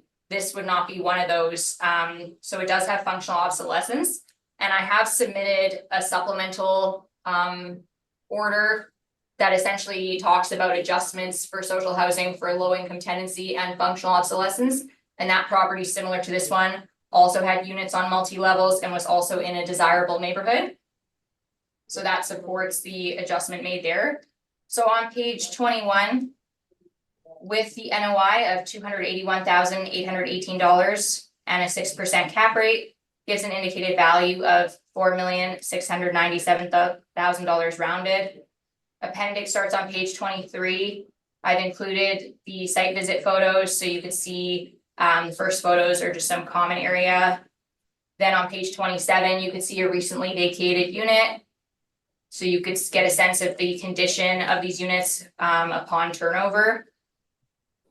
And then starting on page 35, in contrast, this is a renovated unit. So at these properties, since they have limited funds, they'll invest what they have to in order to meet livable standards of the units. So for instance, if they don't need to replace, everything in the unit, if they could keep the old cabinets, then they'll do that. So when you see these properties where a lot of items are fixed up, it's because they had to do that to meet those livable standards. And then just further scrolling through, then I've also included some further support for the social housing cap rates that we use. And that would conclude my presentation. Thank you. Thank you, Ms. Cates. Mr. Wong, any questions of the applicant's evidence? No questions, thank you. Thank you. Mr. Arnell, any questions of the applicant? No questions, thanks. Thank you. Ms. Anderson? I just wondered, when did you say the pictures were taken? May of this year? May 2023. Okay. Okay, thank you very much. That's my only question. Thanks for your presentation. Thank you. And I have no questions. Mr.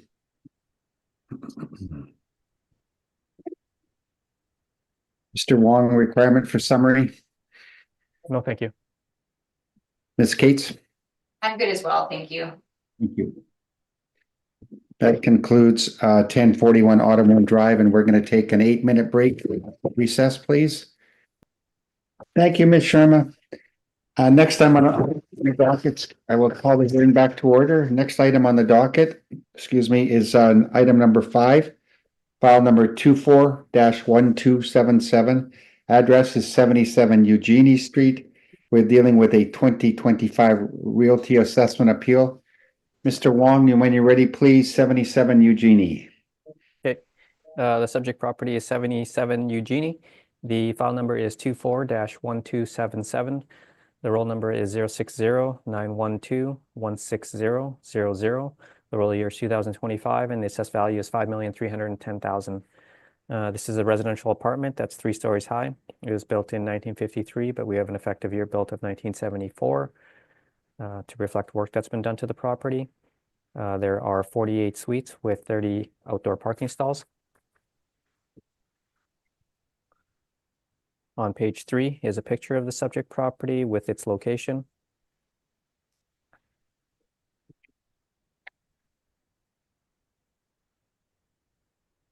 On page 4 is some information on the subject property with some interior photos.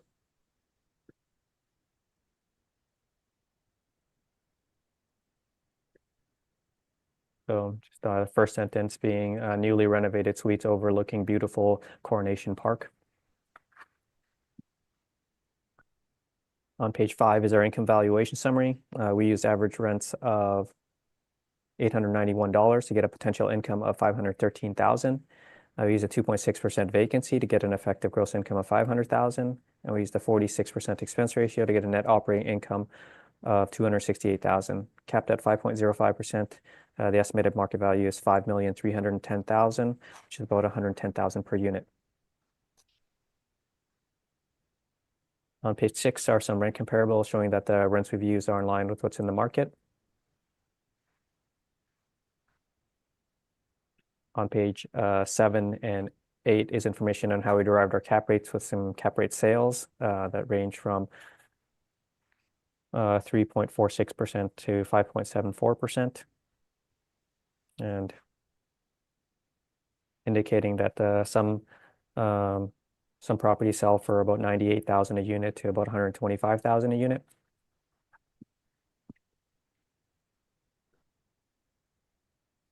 On page 10 and 11 is the income statement supplied by the owner.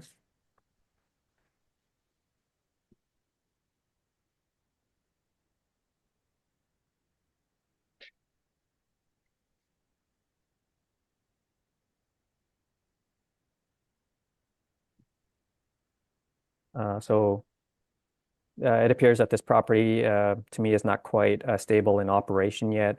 The current vacancy is at 7%, and their advertising expenses at about $22,000, which is, it's not an insignificant amount. So, but things appear to be a little bit more stable in 2023 at about a 0.5% vacancy, and where their advertising costs are lower.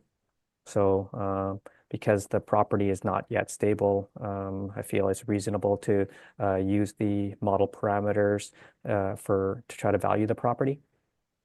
In this case, the model rents are supported by rent comparables that are, and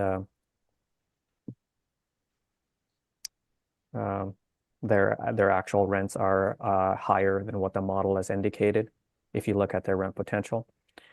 And the model expenses at 46% is reasonable for a building that has been renovated.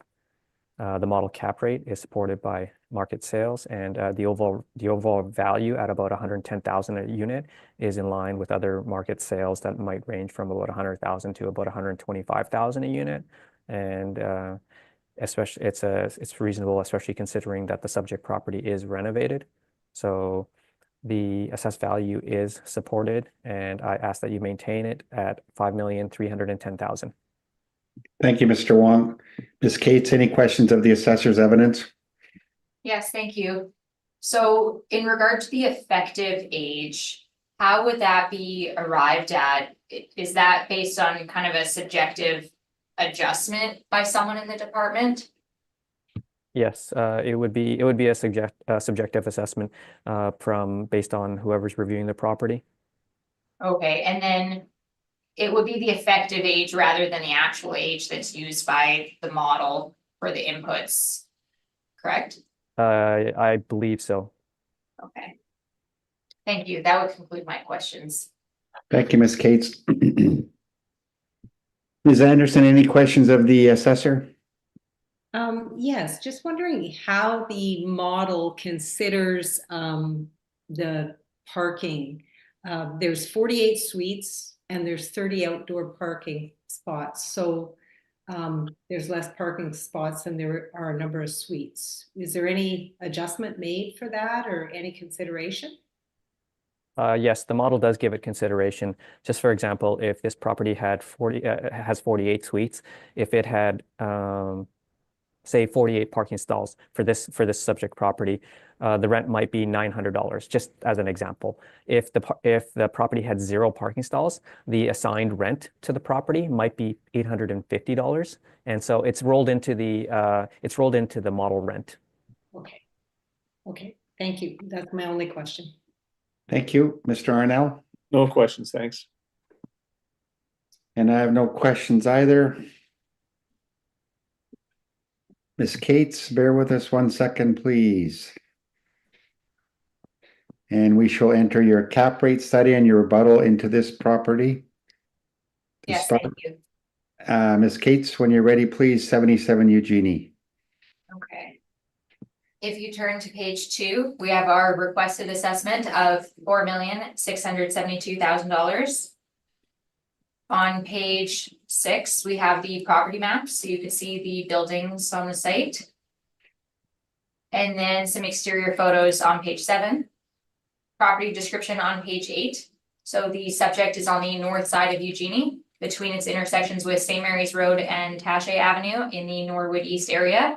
The property contains 3 3.5-story buildings, built in the early 50s with an effective age, 48 units, and it is adjacent to a park.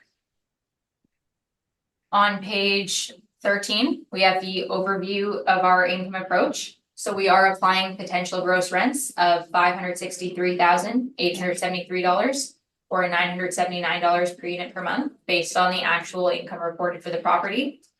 I note that the property has above market vacancy over the reference period, 9.7% in 2020, 15.8% in 2021, 10.2% in 2022.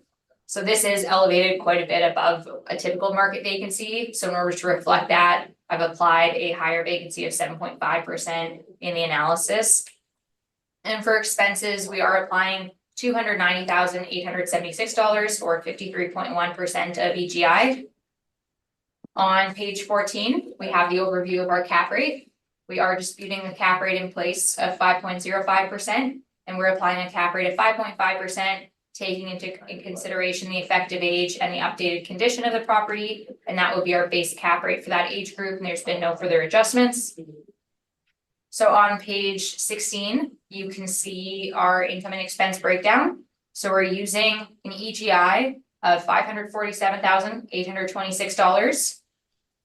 With our expenses, gives an NOI of $256,950 with a 5.5% cap rate, gives an indicated rounded value of $4,672,000.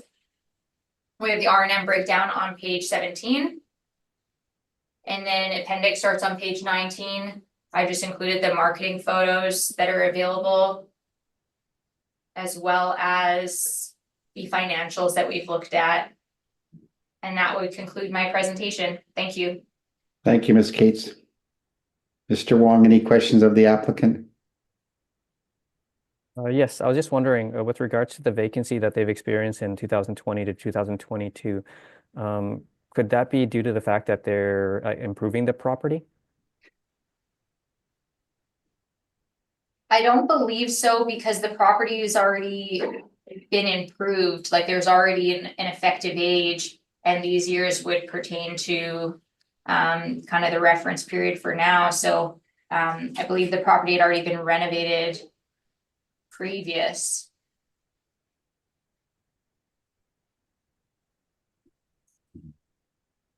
Okay, that's all my questions. Thank you, Mr. Wong. Mr.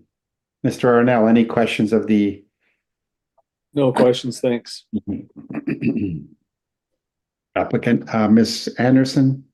I have no questions. Thank you. Okay. Ms. Cates, I'm just looking at the repair and maintenance, 56 and the 69, 58,000.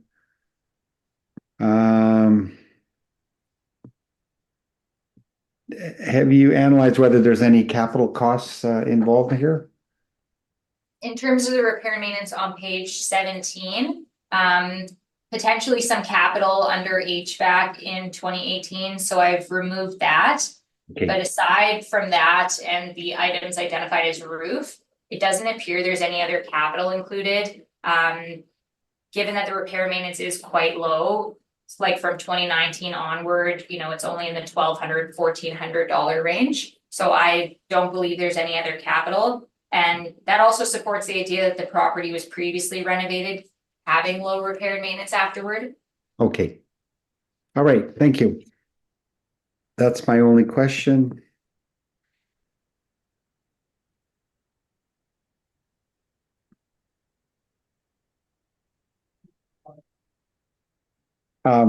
Excuse me, Mr. Wong, any requirement for summary? No, thank you. Mrs. Cates? I'm good as well, thank you. Okay, thank you. That concludes 77 Eugenie.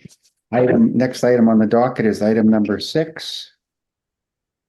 And we are looking at file number 24-1835. Address is 201 Eugenie Street.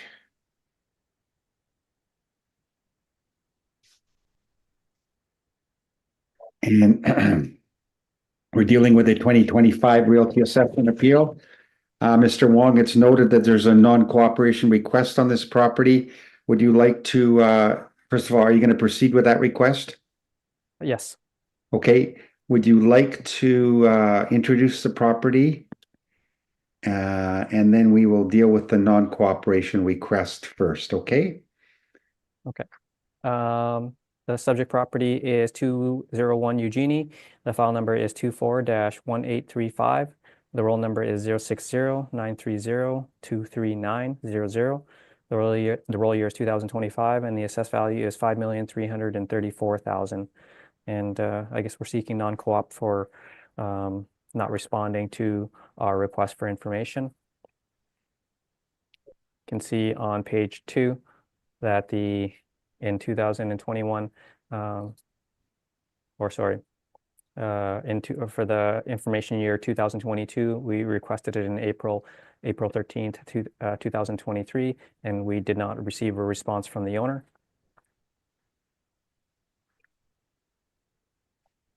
Okay, if you go to page 11. Yeah. Page 11 is the request that we sent. Normally we send a request in April, and if we don't receive a response, we send another certified letter in June. And so on page 11 is a letter that was sent in June. Okay. And you'll note it was sent to Place Eugenie Inc. at 201 Eugenie Street. And on the next page is their assessment notice. And it was also sent to Place Eugenie Inc. at 201 Eugenie Street. And so we requested the information. We didn't receive a response, so that's the reason we're seeking non-cooperation. Okay. Thank you, Mr. Wong. Ms. Cates, any questions regarding or comments regarding that non-cooperation request?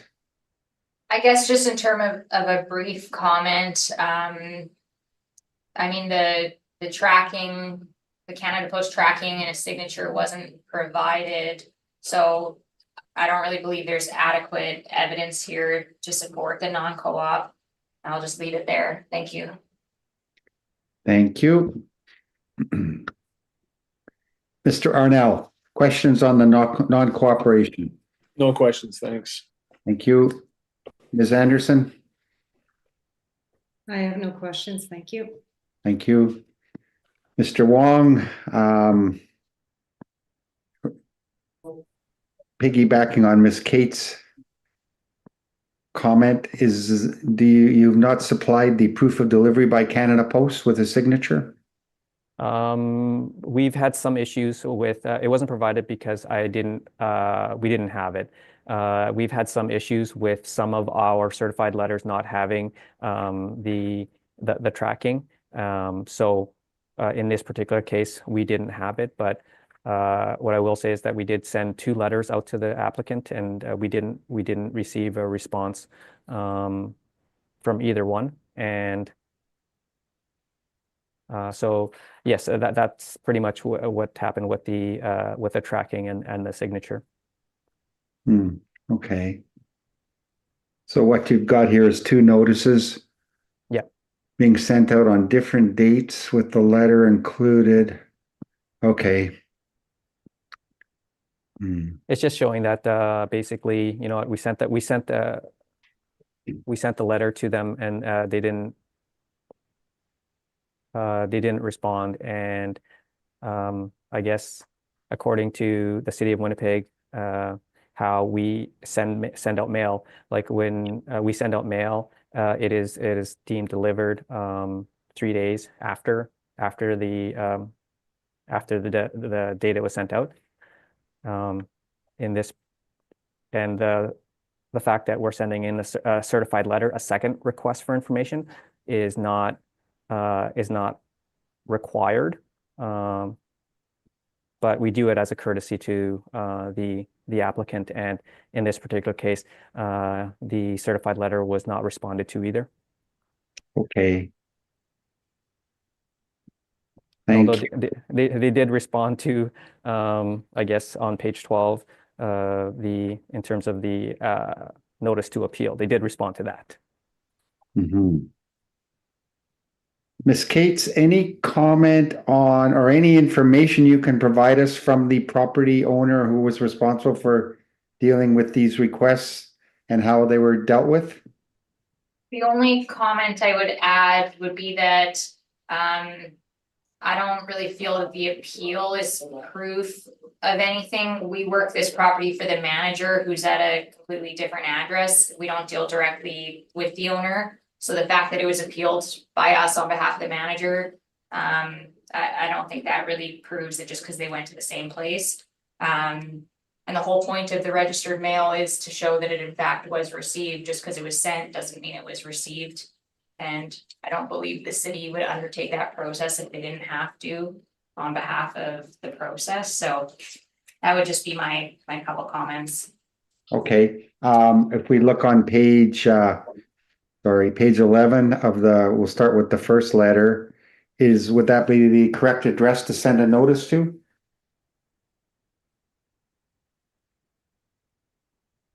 Are you wanting me to address that, or? Yes, Ms. Cates. Yeah, you said the manager deals with these letters. Is that the correct address?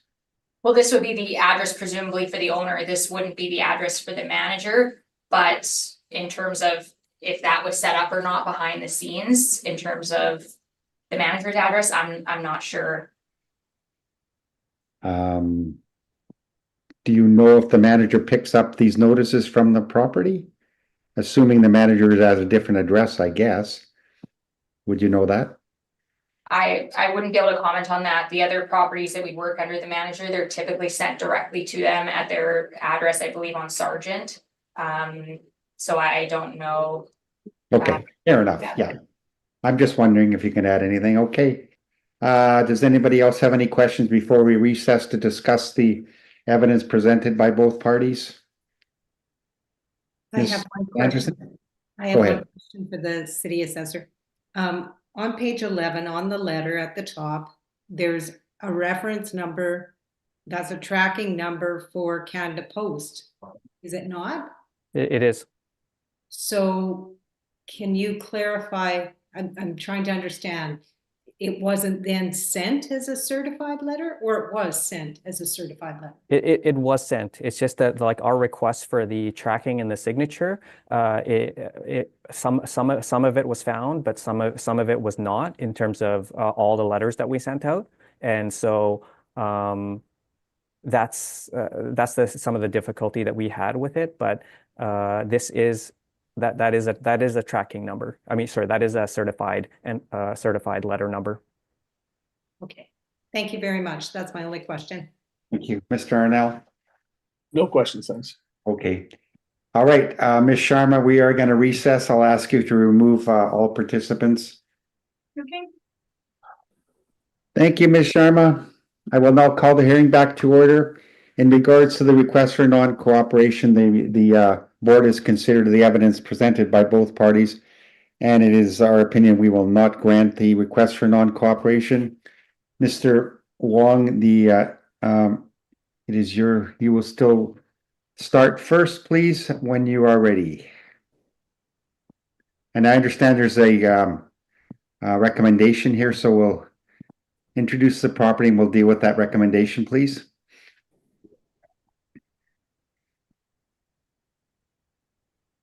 Mr. Wong, you're on mute. Thank you. The subject property is 201 Eugenie Street. The file number is 24-1835. The roll number is 060-930-23900. The roll year is 2025, and the assessed value is $5,334,000. This is a residential apartment that's 5 stories high. It was built in 1999, and it has 30 suites with 22 indoor parking stalls and 3 outdoor parking stalls. On page 3 is a picture of the subject property with its location.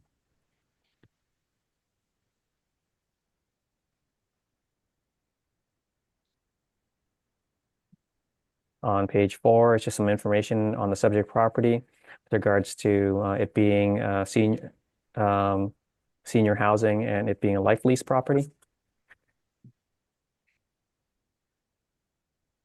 On page 5 is our income valuation summary.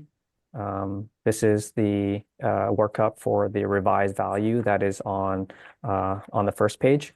We use average rents of $1,138 to get a potential income of $409,000. We use the 2.6% vacancy to get an effective gross income of $399,000, and we use the 45% expense ratio to get a net operating income of $219,000. Capped at 4.7%, we have an estimated market value of $4,661,000, which is about $155,000 per unit or $129 a square foot. On page 6 are some rent comparables showing that the rents we've used are in line with what's in the market or maybe a little bit below market. Mr. Wong, you can just summarize these details if you like. Sure. Yeah. Yeah. On page 7 is a rent comparable, just showing that the new value is supported by comparable sales. On page 8 and 9 is information on how we derived our cap rates and some cap rate sales. And on the last page is a mailer that was submitted in 2020. I'm recommending that the value be revised to $4,661,000 based off of my workup on page 5 and based off of the market support for the revised value. I ask that you accept the revised value of $4,661,000. Okay, thank you, Mr. Wong. Ms. Cates, any comment on that recommendation? No comment. I mean, I'm not in dispute necessarily with the recommendation. Yeah, at the time, I just submitted a request for confirmation, so I'll leave it in the hands of the board in terms of if they want to put the recommendation in place or not. Yeah, I'll just leave it there. Thank you. So, sorry, I need clarification. Are you accepting the recommendation without the property owner? Is that what you're saying? Like, I mean, essentially, I would accept the value, but potentially pending further appeal if the owner isn't in agreement. So it's a bit added layer there, but so I'll just leave that in the board's hands. Okay. Yeah. All right. Do you have any questions of the assessor? I do not. Ms. Anderson, any questions of the assessor? I have no questions, thank you. Mr. Arnell, any questions? No questions, thanks. Mr. Wong, any questions? No questions. No, that would be me, wouldn't it? Sorry, I have no questions. We're good. Okay, all right. So Mrs. Cates, you have to introduce your brief and then make a quick summary. I don't know if I haven't seen this information. You're going to present your brief as evidence. We're going to enter the cap rate study and the rebuttal. And then we're going to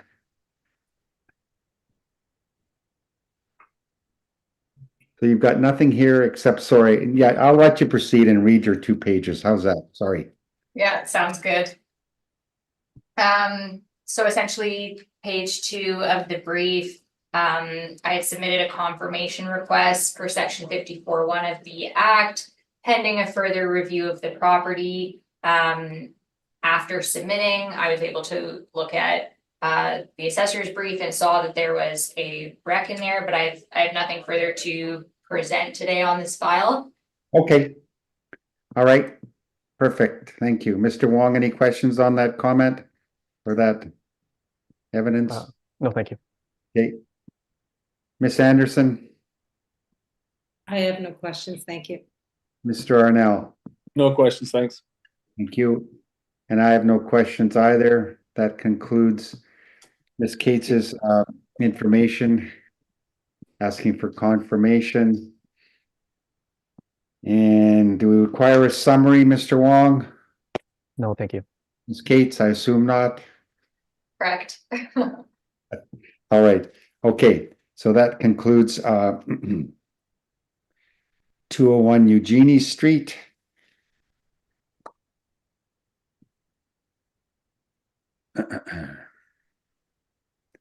Next item on the docket is item number 7, file number 24-3261, 875 Elizabeth Road. Mr. Wong, when you're ready, please. Thank you. The subject property is 875 Elizabeth Road.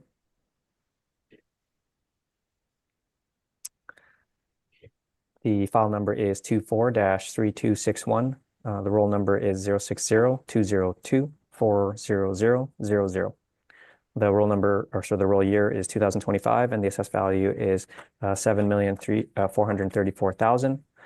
This is a residential apartment that's 3 stories high. It was built in 1977, but we have an effective year built of 1984. There's 84 suites and 17 outdoor parking stalls.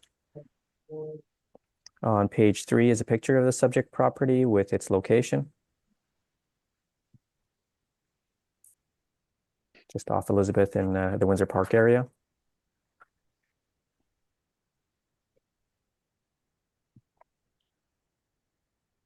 On page 4 is some information on the subject property.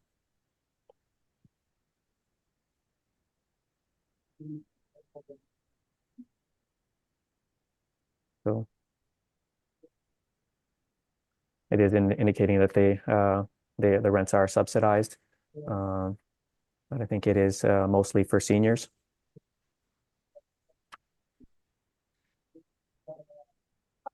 On page 6 is our income valuation summary. We used average rents of $842 to get a potential income of $798,000. We used a 3.6% vacancy to get an effective gross income of $769,000. And we used a 51% expense ratio to get a net operating income of $375,000. Capped at 5.05%, we have an estimated market value of $7,434,000, which is about $94,000 per unit and $136 a square foot. On page 7 are some rent comparables showing that the rents that we've applied are supported by the market, and the market supporting probably some slightly higher rents than the model has applied. On page 8 are the CMHC market rents. The model rents are the rent potential is about $798,000. These rents are supported by the CMHC market rent potential of $937,000, which is about 17% higher.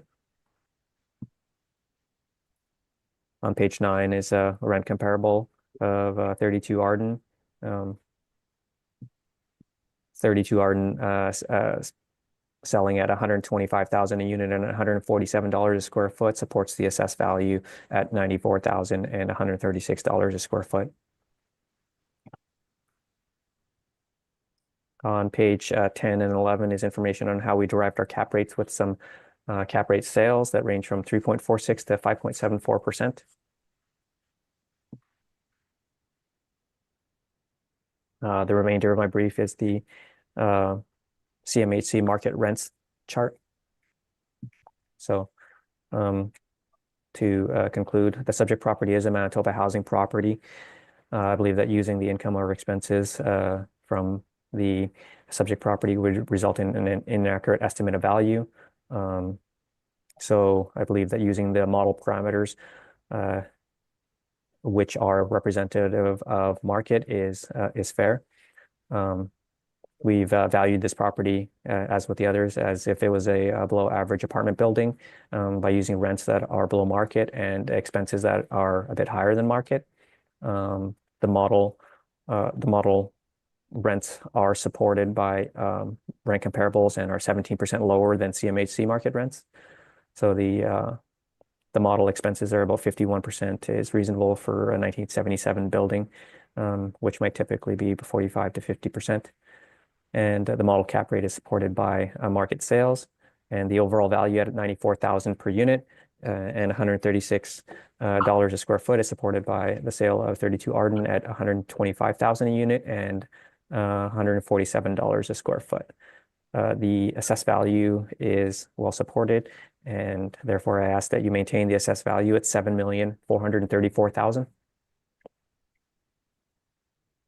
Thank you, Mr. Wong. Ms. Cates, do you have any questions of the assessor with, we will enter the rebuttal and the cap rate study? I have no questions. Thank you. Mr. Arnell, No questions, thanks. Ms. Anderson, I have no questions, thank you. and I have no questions either. Ms. Cates, we will get to your brief right away. For 875 Elizabeth Road. When you're ready, please. Thank you. If you turn to page 2, you can see our requested assessment of $6,257,000. Page 4, under scope of work, I did visit this property on May 2023. And then some site maps on page 6 and exterior photos on page 7. So you could see that the build is kind of institutional looking in terms of the different wings that they have at the property. On page 9, property description. So the subject is on the north side of Elizabeth. In the Maginot area, it's a 3-story building built in the late 70s with 79 units, and there's 17 parking stalls noted. On page 14, we have the overview of our income approach. Similar to the prior social housing property, we're not disputing the NOI. We have the overview of our cap rates for social housing starting on page 15 through 18. So I just echo my previous comments to this property as well. And on page 19, we have our cap rate for the subject property. We are disputing the cap rate of 5.05% in place. We're applying a cap rate of 6%.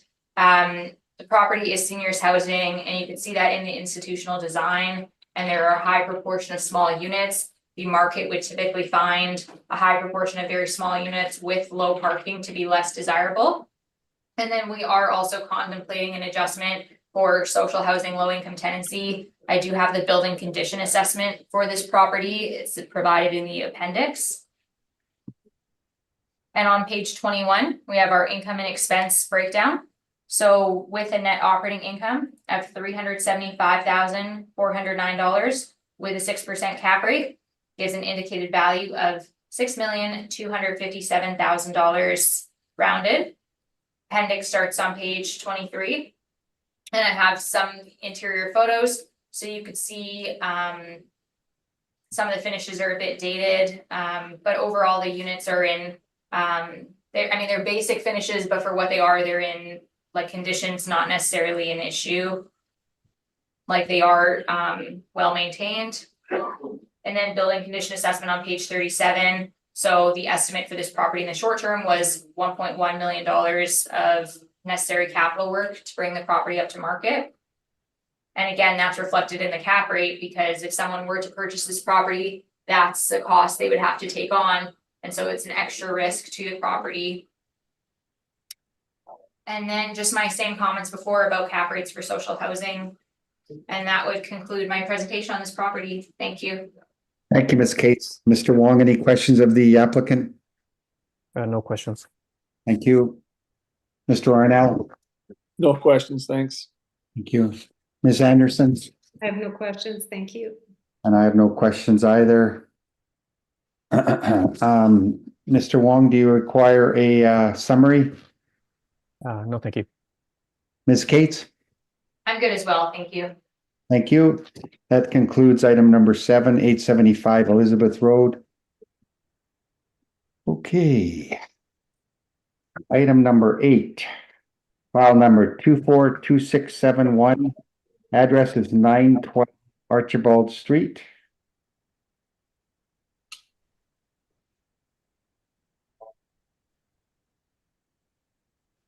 And we're dealing with a 2025 Realty Assessment Appeal. And Mr.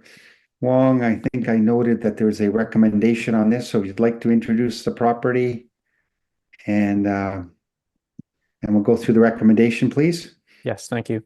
The subject property is 912 Archibald Street. The file number is 24-2671. The roll number is 060-934-64780. The roll year is 2025, and the assessed value is $7,752,000. But I'm recommending that the value be revised to $7,132,000, which is on my page 7.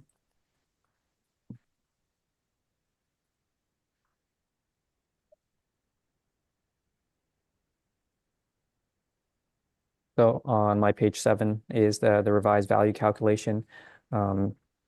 Using their income of $608,000 and the expenses of $283,000, it gives a NOI of $324,000, and using the model cap rate at 4.55%, the estimated market value is $7,132,000, and which is about $237,000 a unit and $174 a square foot. So that would be my recommendation.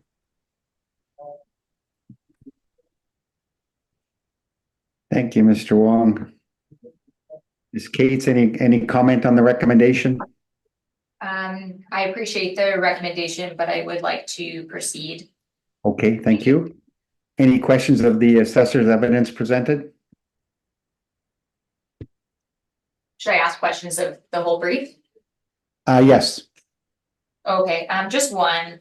Your cap rate that you're using 4.55%, that would be below your 20th percentile, correct? It is in the lowest 20th percentile. Okay, thank you. That would conclude my questions. Thank you.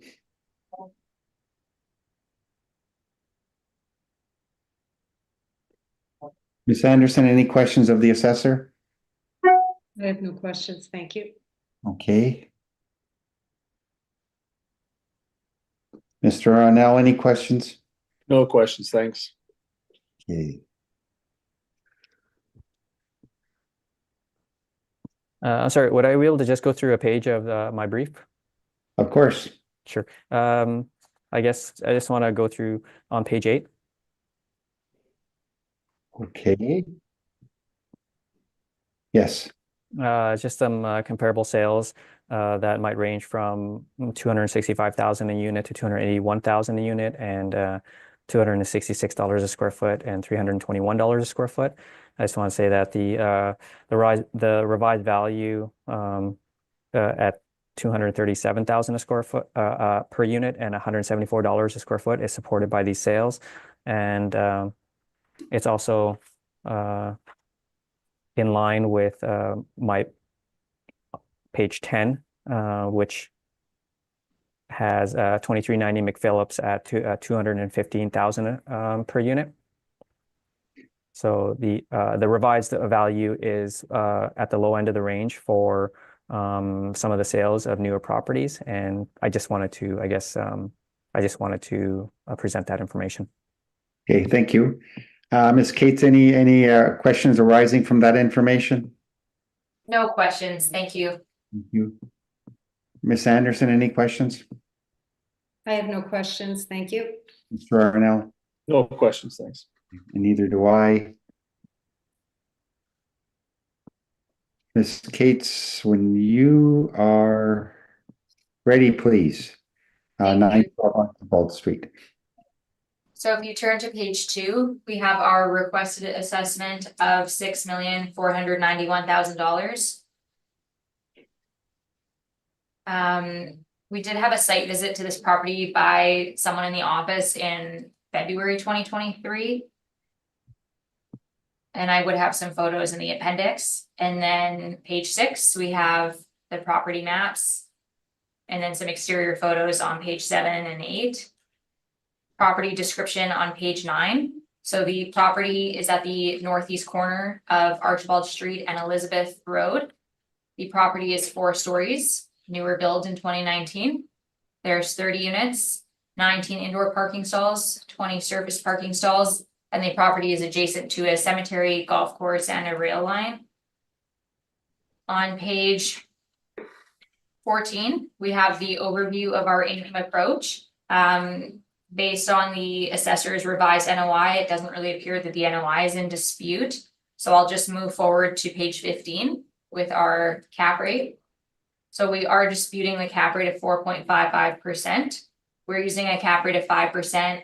That's our base cap rate for new properties. The property is wood frame. It has the amenities we would expect in a newer property, such as gym, in-suite laundry, and the condition would be good. So on page 17, we have our income and expense breakdown. So we're using an effective gross income of $590,131. We've reviewed the actual expenses in place and we've capped them at 45%. That would be what we'd consider the high end for a newer apartment. Typically newer apartments would run between maybe the mid to high 30% range to the low 40% range. So with that, we have an NOI of $324,572 with a 5% cap rate, gives an indicated value of $6,491,000. We have the repair and maintenance on page 18. And then the appendix starts on page 20. We have the site visit photos. So you can see the first photos are the common area, underground parking. And then we have a vacant unit starting on page 26. And you can see the overall finishes, and then an occupied unit on page 29. And then I've also included the financials that we've looked at for the valuation. And that would conclude my presentation. Thank you. Thank you, Ms. Cates. Mr. Wong, any questions of the applicant's evidence? No, thank you. Thank you. Ms. Anderson, any questions? I have no questions, thank you. Thank you. Mr. Arnell? No questions, thanks. Thank you, and neither do I. Mr. Wong, requirement for summary? No, thank you. Thank you. Ms. Cates, any requirement for summary? No, thank you. Okay, thank you. That concludes 912 Archibald Street. And we have heard all the items scheduled, and this hearing is now adjourned. Thank you to both for appearing. Thank you. Thank you to everyone. Have a good day. Bye-bye. too. Thank you.